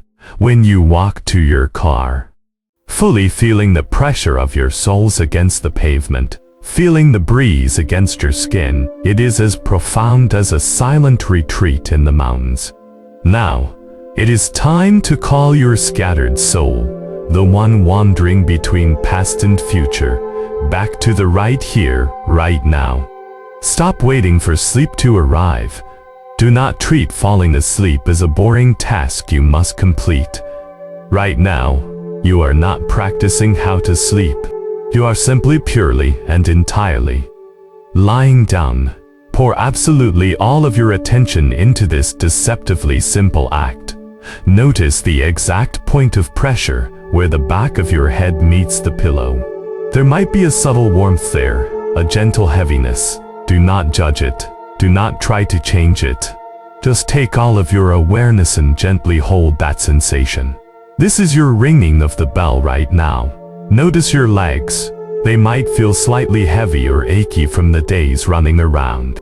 The blood slowly finding its way back up through the veins. Let your consciousness glide like a soft scanner over your knees, down your shins, all the way to your ankles. Do not think about how far these legs have to walk tomorrow. In this exact second, they are nothing more than two completely relaxed, unpowered weights of physical mass. Experience this beautiful weightlessness completely. You do not need to go anywhere else to find peace.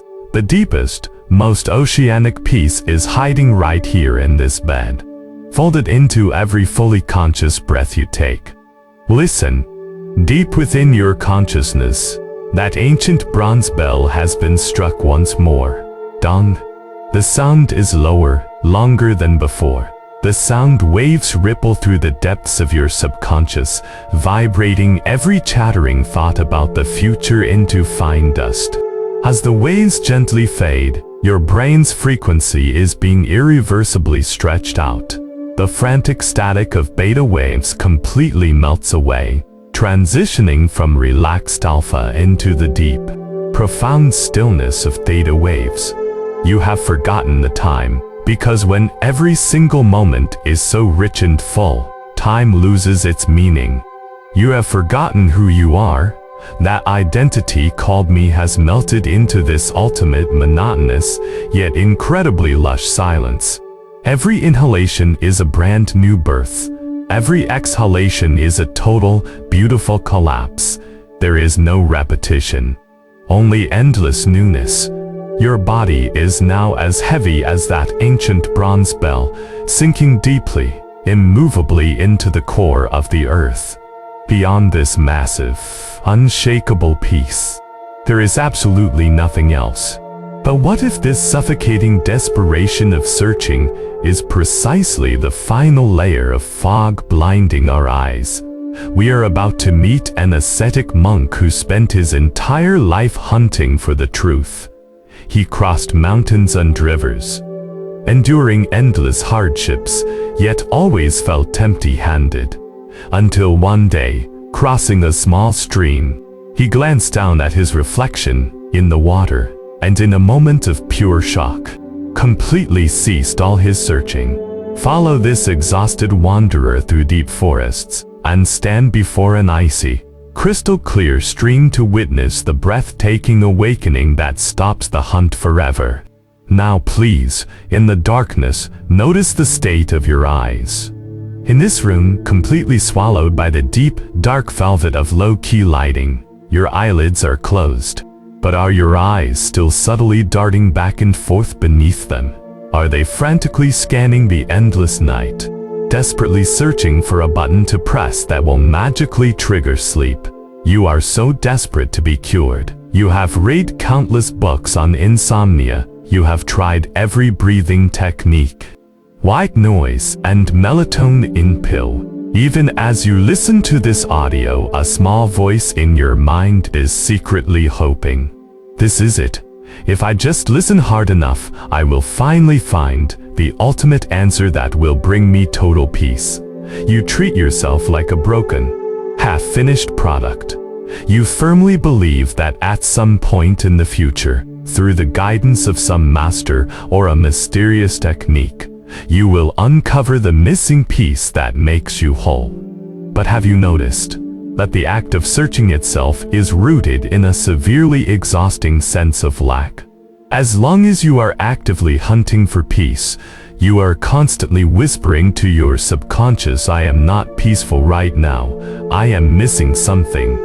This anxiety of I haven't arrived yet, this relentless daily grind to fix yourself, is dragging your nervous system into a marathon with no finish line. You are so incredibly tired, because the you that is searching for peace is the exact architect destroying your peace. Close your eyes.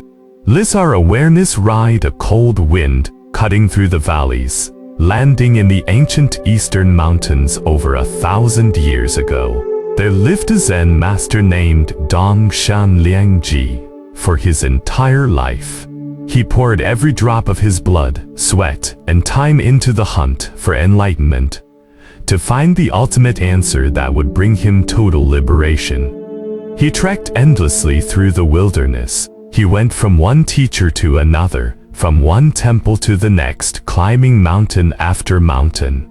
He wore out countless pairs of straw sandals. His robes were stained with mud and frost. He studied under masters who taught in profound silence, and those who taught with brilliant words. He meditated in damp, pitch-black caves and beside roaring rapids. He read every scripture he could find, memorized obscure philosophies, and engaged in fierce debates with other monks. To capture the truth, he pushed himself to the absolute brink of exhaustion, wading through wave after wave of self-doubt. He felt the answer was right on the tip of his tongue, that he was agonizingly close. Yet, when he reached out to grasp it, he found himself still standing exactly where he started. He continued to feel broken, unfinished, tortured by the despair of not being there yet. "Where is enlightenment?" he asked his teachers countless times, his voice raspy and desperate. "What exactly must I do to find the thing I have been searching for?" Every teacher pointed him in a new direction, offered a new method, charted a new path for his exploration, and every single time, Dongshan threw himself into it with absolute, heartbreaking devotion, convinced this time I will surely catch the thing that keeps slipping through my fingers. Yet, as the years flowed by relentlessly, the starving hunger of the search never left him. It was a perpetual, agonizing tease, always close, never touching. There was always a dull ache in his chest, a feeling that everyone else had found their way home, while he was locked out of the gates of truth forever, doomed to look in from the cold. Finally, in the late autumn of his life, deeply exhausted and heavily discouraged, Dongshan decided to visit one last teacher, hidden away on an incredibly remote mountain peak. Perhaps, he thought, this master would be the one to finally show him the way. The journey was long and grueling. Dongshan walked for days through shadowed forests and deep ravines. His body was pushed past its limits, but his mind was boiling like a kettle. What if this teacher couldn't help him either? What if he had wasted his entire life searching for something that didn't even exist? What if he was simply born to flood to ever awaken? Listening to the rhythm of Dongshan's exhausted footsteps in the dark, do you feel that same profound despair and fatigue? Modern neuroscience tells us that the human brain possesses a powerful seeking-hunting system, driven by the frantic release of dopamine. When you treat sleep or peace as prey to be hunted, your sympathetic nervous system instantly locks into a highly alert, goal-oriented hunting mode. Your pupils dilate in the dark, and your muscles maintain the rigid tension needed to strike at any moment. But sleep and peace cannot be hunted. They are the sovereign territory of the parasympathetic nervous system.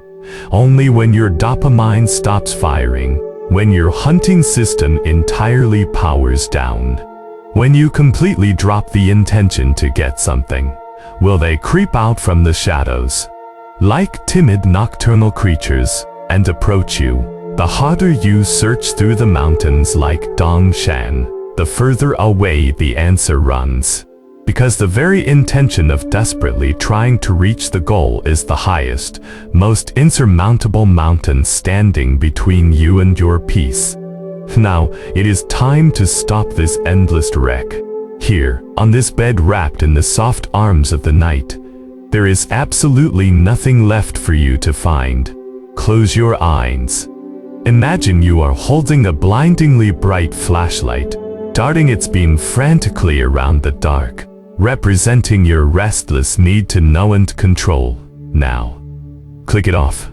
Lay your eyes deep within their sockets, completely abandon the search for a focal point. You don't need to search for the perfect sleeping posture, because whatever posture you are in, as long as it is soft and yielding, is the right one.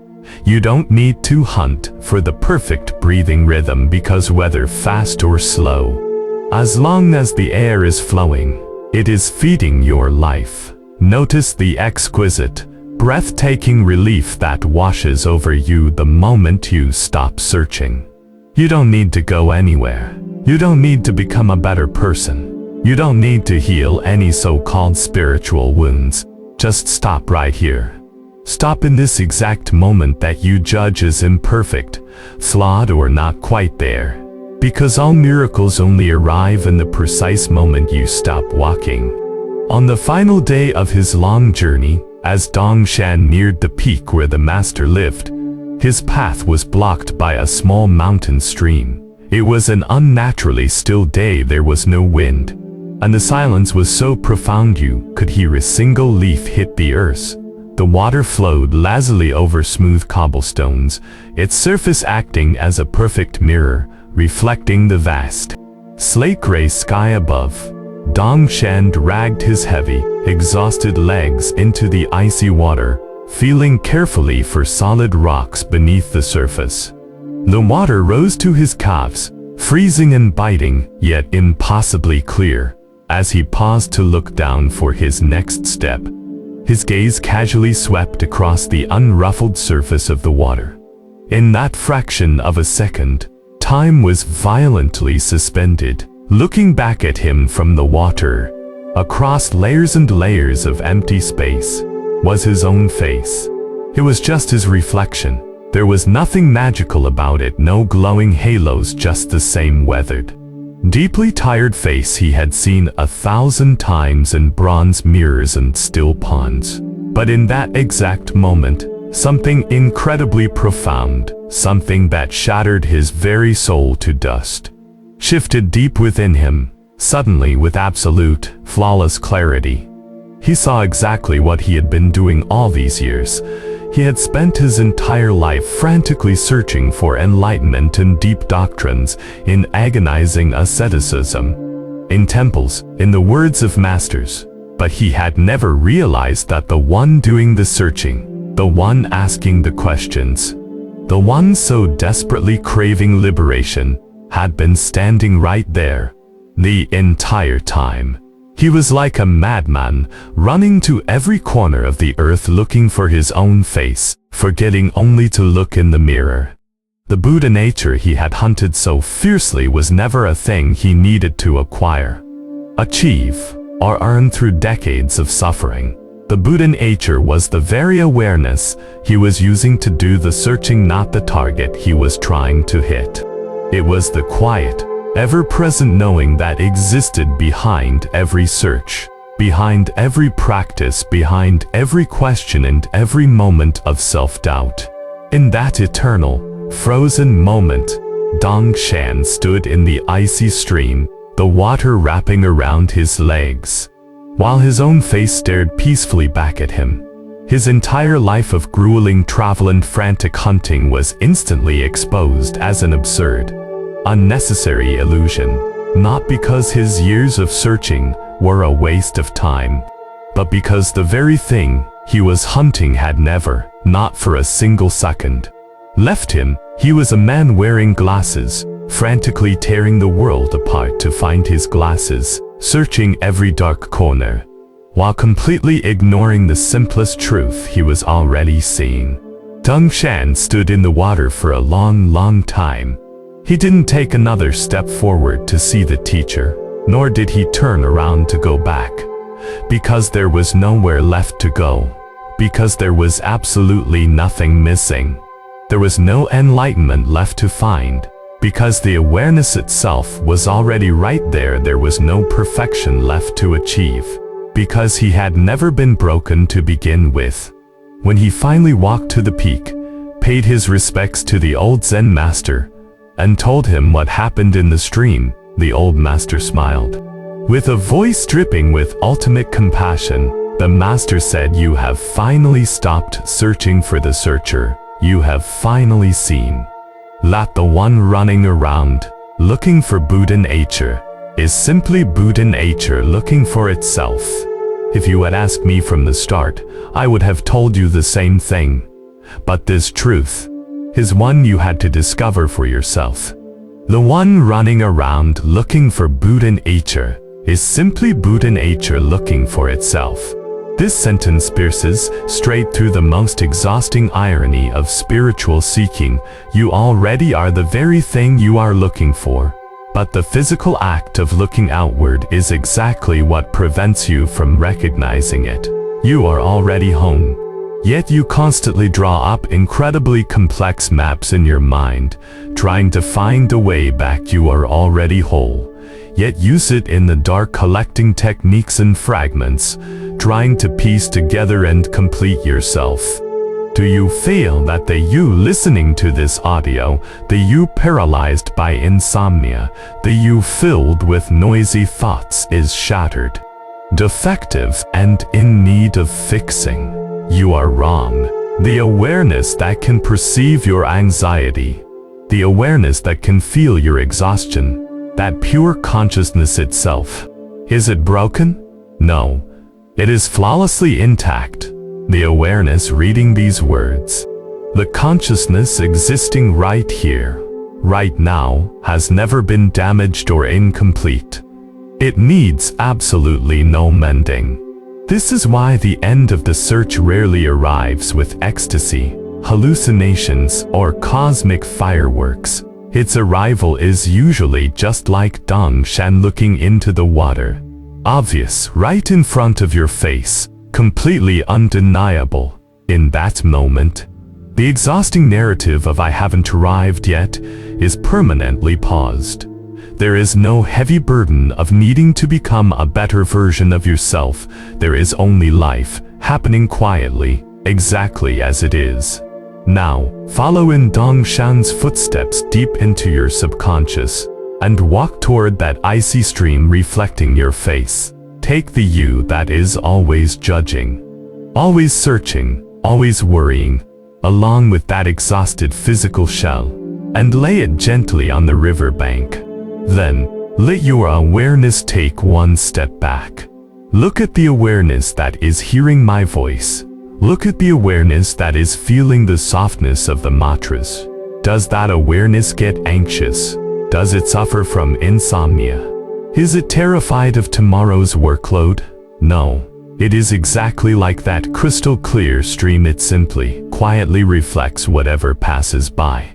When anxiety comes, it reflects anxiety. When exhaustion comes, it reflects exhaustion. But the water itself remains forever cool, still, and completely unharmed. You are not the person suffering. You are the vast, boundless surface of the water, watching the suffering person with deep, unconditional love. Recognize yourself. Recognize the beautifully complete self that never needed fixing. When you stop trying to repair something that isn't broken, a profound, exquisite relaxation will bloom from your core, blanketing all your nerve endings like deep winter snow.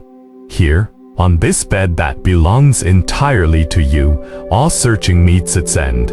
Imagine that on the surface of that still stream, your anxious face is slowly fading away. The ripples gently smooth out. The reflection vanishes. The searcher vanishes. The thing being searched for vanishes. There is only water. There is only the pure, absolute night. Your limbs have completely melted into this watery, fluid heaviness. The blood circulates slowly through your veins, carrying a deep, ancient peace that has existed since the dawn of time. Your forehead is as smooth as glass. Your breathing has become so faint, so incredibly long and deep. It feels as though you have merged with every inch of air in this room. No more searching. You are right here. Right here in this incredibly ordinary, perhaps slightly tired, present moment. All is safe. All is complete. When the judgments of the outside world, moral blackmail, or even character assassination crash over you like a tsunami, can you still maintain this mirror-like stillness? We will travel to a village painted with falling cherry blossoms to meet Zen Master Hakuin, a man falsely accused of a scandalous affair and stripped of his flawless reputation. Faced with furious parents, disgusted villagers, and a crying infant shoved into his arms, He offered no defense. He showed no anger. He simply used 3 impossibly soft words, "Is that so?" to weather the most violent storm the human world can conjure. It was a profound, unfathomable acceptance that returns all things to silence. Let us go to that ancient village and witness an ultimate, oceanic acceptance that abandons all self-defense and resistance. Now, gently close your eyes. In this room, utterly cocooned in the deep, dark velvet of low-key lighting, the gaze of the outside world has been completely severed. Inside this absolutely private, perfectly dark sanctuary, take a look at the fortress inside your mind. How exhausting is it to live like this? During the day, you burn a massive amount of energy maintaining the image of a good person, a responsible employee, a perfect partner. When someone misunderstands you even slightly, when someone dismisses your hard work, what is your first reaction? Your chest instantly fills with a suffocating sense of injustice. Your heart pounds wildly, and your brain drafts 100 lines of defense in a fraction of a second. You desperately want to rush forward and explain. "I'm not like that. You misunderstood me. Look how much I sacrificed." You are terrified of being misunderstood. You treat the gaze of others and the judgment of society as your oxygen. You believe that proving your innocence is your fundamental right, but you might not realize that this obsessive need to be seen correctly is the very abyss draining your life force. You have handed the power of judgment over to others. This means that even though you are lying here safely in bed right now, the mere memory of an unfair comment can instantly trigger your nervous system into a near-death state of combat. You have been taken hostage by reputation and ego. Close your eyes. Let your breath drift with a shower of falling cherry blossoms, landing on a narrow dirt path in ancient Japan. The morning air is biting and crisp, carrying the faint, sweet scent of flowers on the breeze. At a soft bend in the roads sits a thatched roof cottage adorned with paper lanterns. This is the home of Master Hakuin, a monk revered throughout the region for his deep wisdom and boundless compassion. The villagers hold him in absolute awe. Children flock to his small garden to play, while adults constantly seek his counsel for life's deepest struggles. An aura of unshakable peace seems to radiate from Hakuin's very bones. However, this tranquil existence was violently shattered one afternoon. The daughter of a prominent local family was discovered to be pregnant out of wedlock. In that era, this was a scandal of apocalyptic proportions.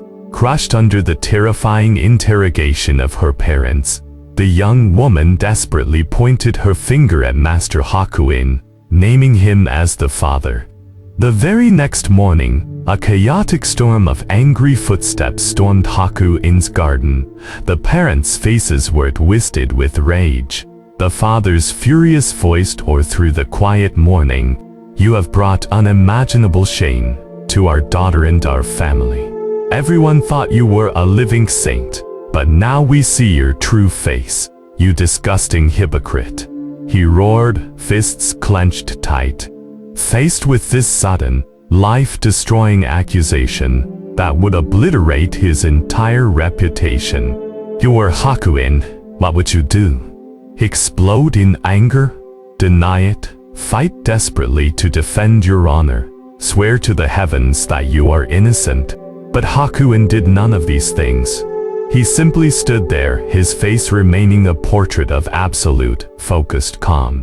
When the parents finally stopped cursing, gasping for air, Hakuin offered only 3 words in return. His voice was incredibly soft. So soft you could barely hear it. "Is that so?" Just those 3 words. No defense, no explanation, no denial. The parents were completely enraged by what they perceived as his cold indifference. They stormed off and immediately announced Hakuin's disgraceful actions to the entire village. In the days that followed, the village's attitude flipped entirely. The people who once bowed in reverence now crossed the street. To avoid him, the children were forbidden from entering his garden. Vicious, venomous gossip shadowed his every step. Yet, Hakuin continued living his beautifully simple life. He meditated in the dim morning light, tended his garden, and drew water from the well. When someone confronted him to his face, or when he overheard the vile whispers behind his back, he simply replied with those exact same 3 words. Is that so? In this absolute, profound stillness, do you feel the terrifying power locked within those 3 words? Biologically speaking, humans are pack animals. Through evolution, our amygdala has learned to equate social rejection and reputational damage directly with a death threat. When we are misunderstood, our sympathetic nervous system detonates, cortisol levels spike, and we are driven to fight, to explain, to violently claw back our standing in the tribe. But Master Hakuin, with 3 impossibly soft words, completely severed this ancient biological panic circuit. Is that so? There is no angry resistance in this phrase, nor is there hopeless resignation. It is a state of absolute, almost physical neutrality. He starved the brain of the fuel it needed to build defenses. When you stop fighting the attacks of the outside world, those attacks lose their point of impact. They can only pass right through you, vanishing into thin air. You are exhausted because you have been burning spiritual energy to maintain the moat around the fortress called me. When you actively lower the drawbridge and allow the gossiping arrows to blow through the empty halls, you achieve ultimate liberation. Now experience the exquisite, melting relief of abandoning your defense. In the darkness, recall a moment that made you feel deeply wronged, a moment where you felt a desperate, burning need to explain yourself. In your mind's eye, look at the person pointing the finger at you, or look at the version of yourself you judge as imperfect. Do not explain. Do not prepare a single word of defense. Deep in your heart, using an incredibly soft, slow voice, whisper to that phantom, is that so? Notice the vacuum effect this creates. The moment you stop trying to prove yourself, the tight ball of defensive gas expanding in your chest instantly dissipates. The sac around your heart completely relaxes. Your heart no longer has to race to pump hunger through your veins. Strip away every single reputation, identity, and label you hold in this world.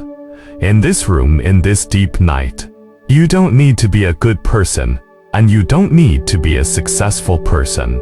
Even if the entire world misunderstands you, it simply does not matter. Exhale, and let this physical shell, completely stripped of its ego defenses, sink heavily and limply into the mattress.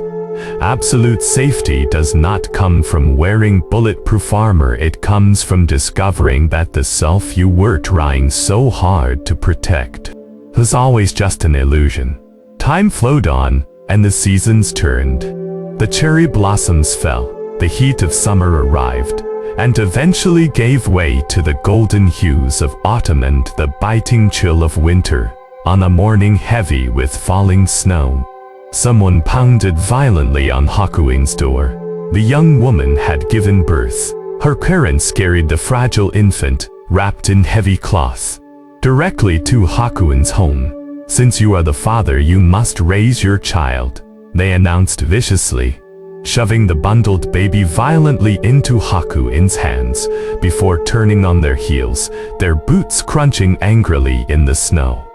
If you were Hakuin, holding this undeniable proof of your sin, forced upon you against your will, what would you do?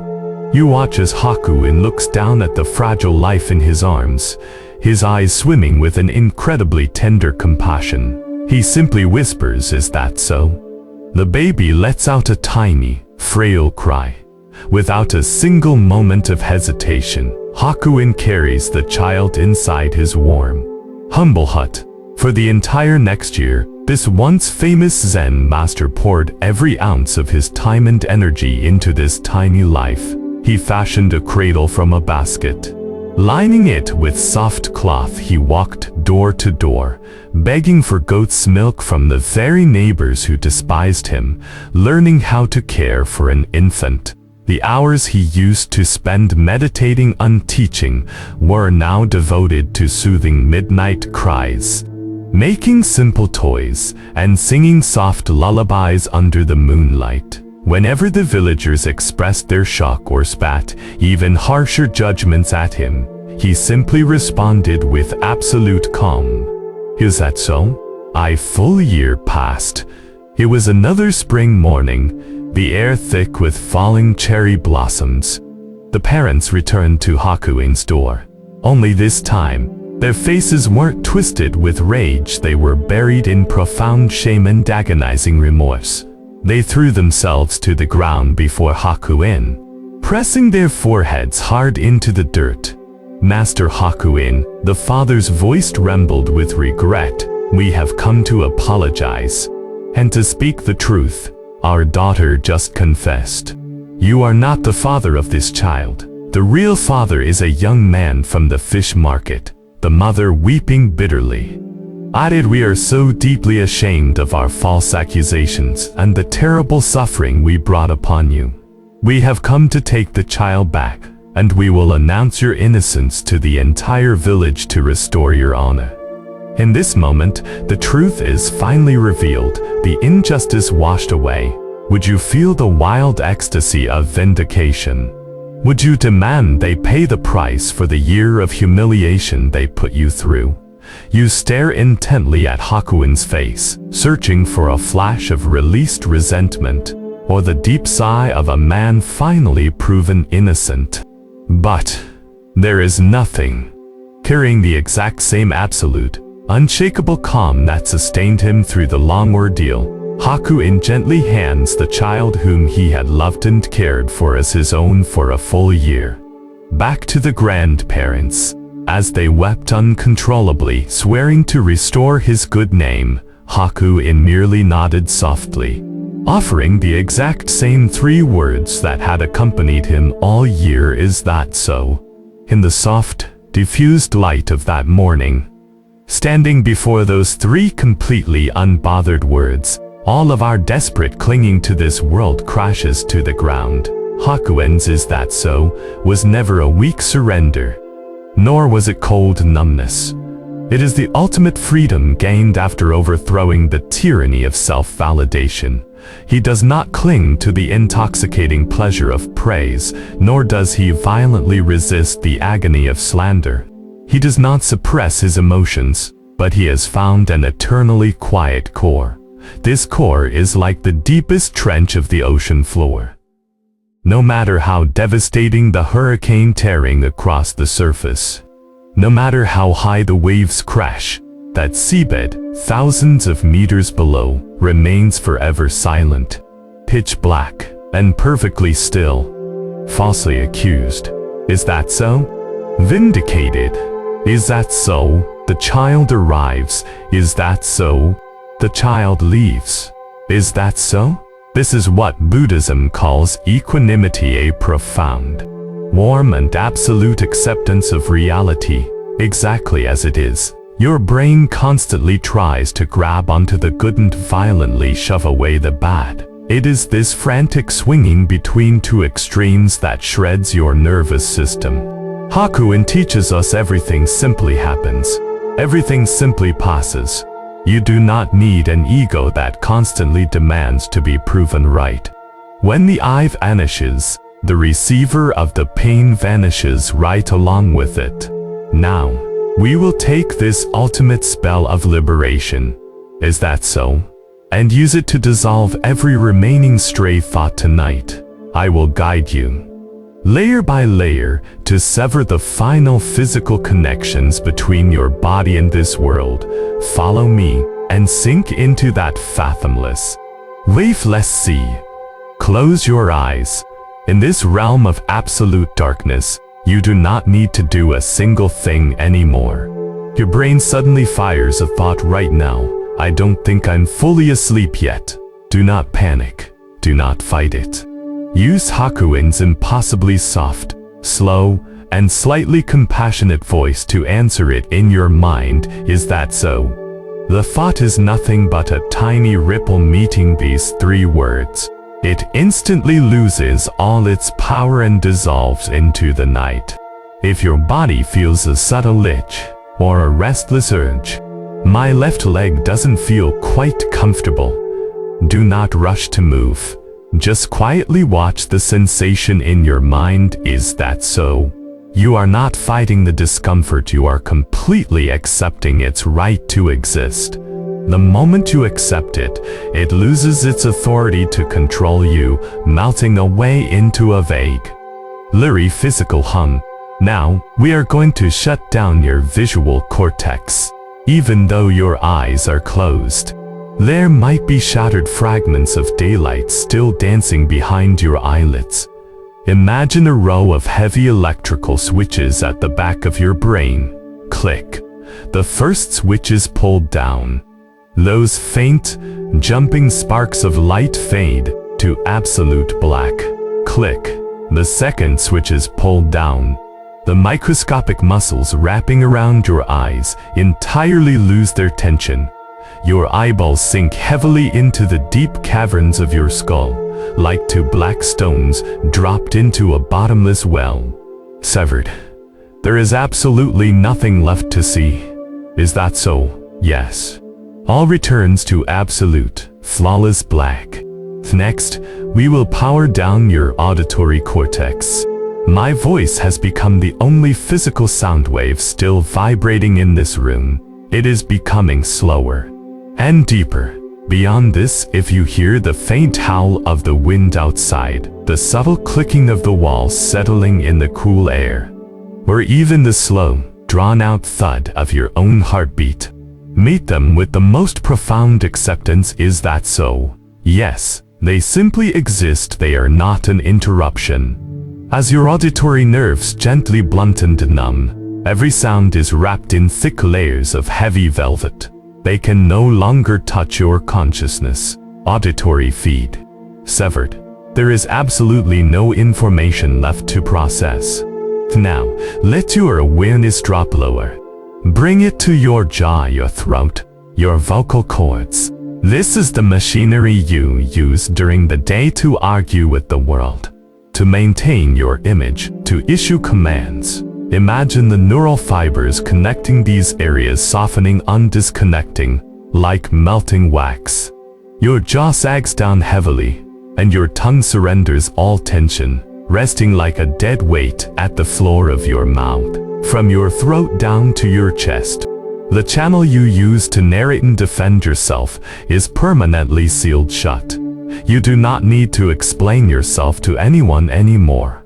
Reputation, image, what others think of you, in the face of this death-like sleep, none of it holds any meaning whatsoever. Is that so? Yes. Abandon all language. Entirely. Your consciousness continues to sink, plummeting like a heavy lead weight deep into your internal organs.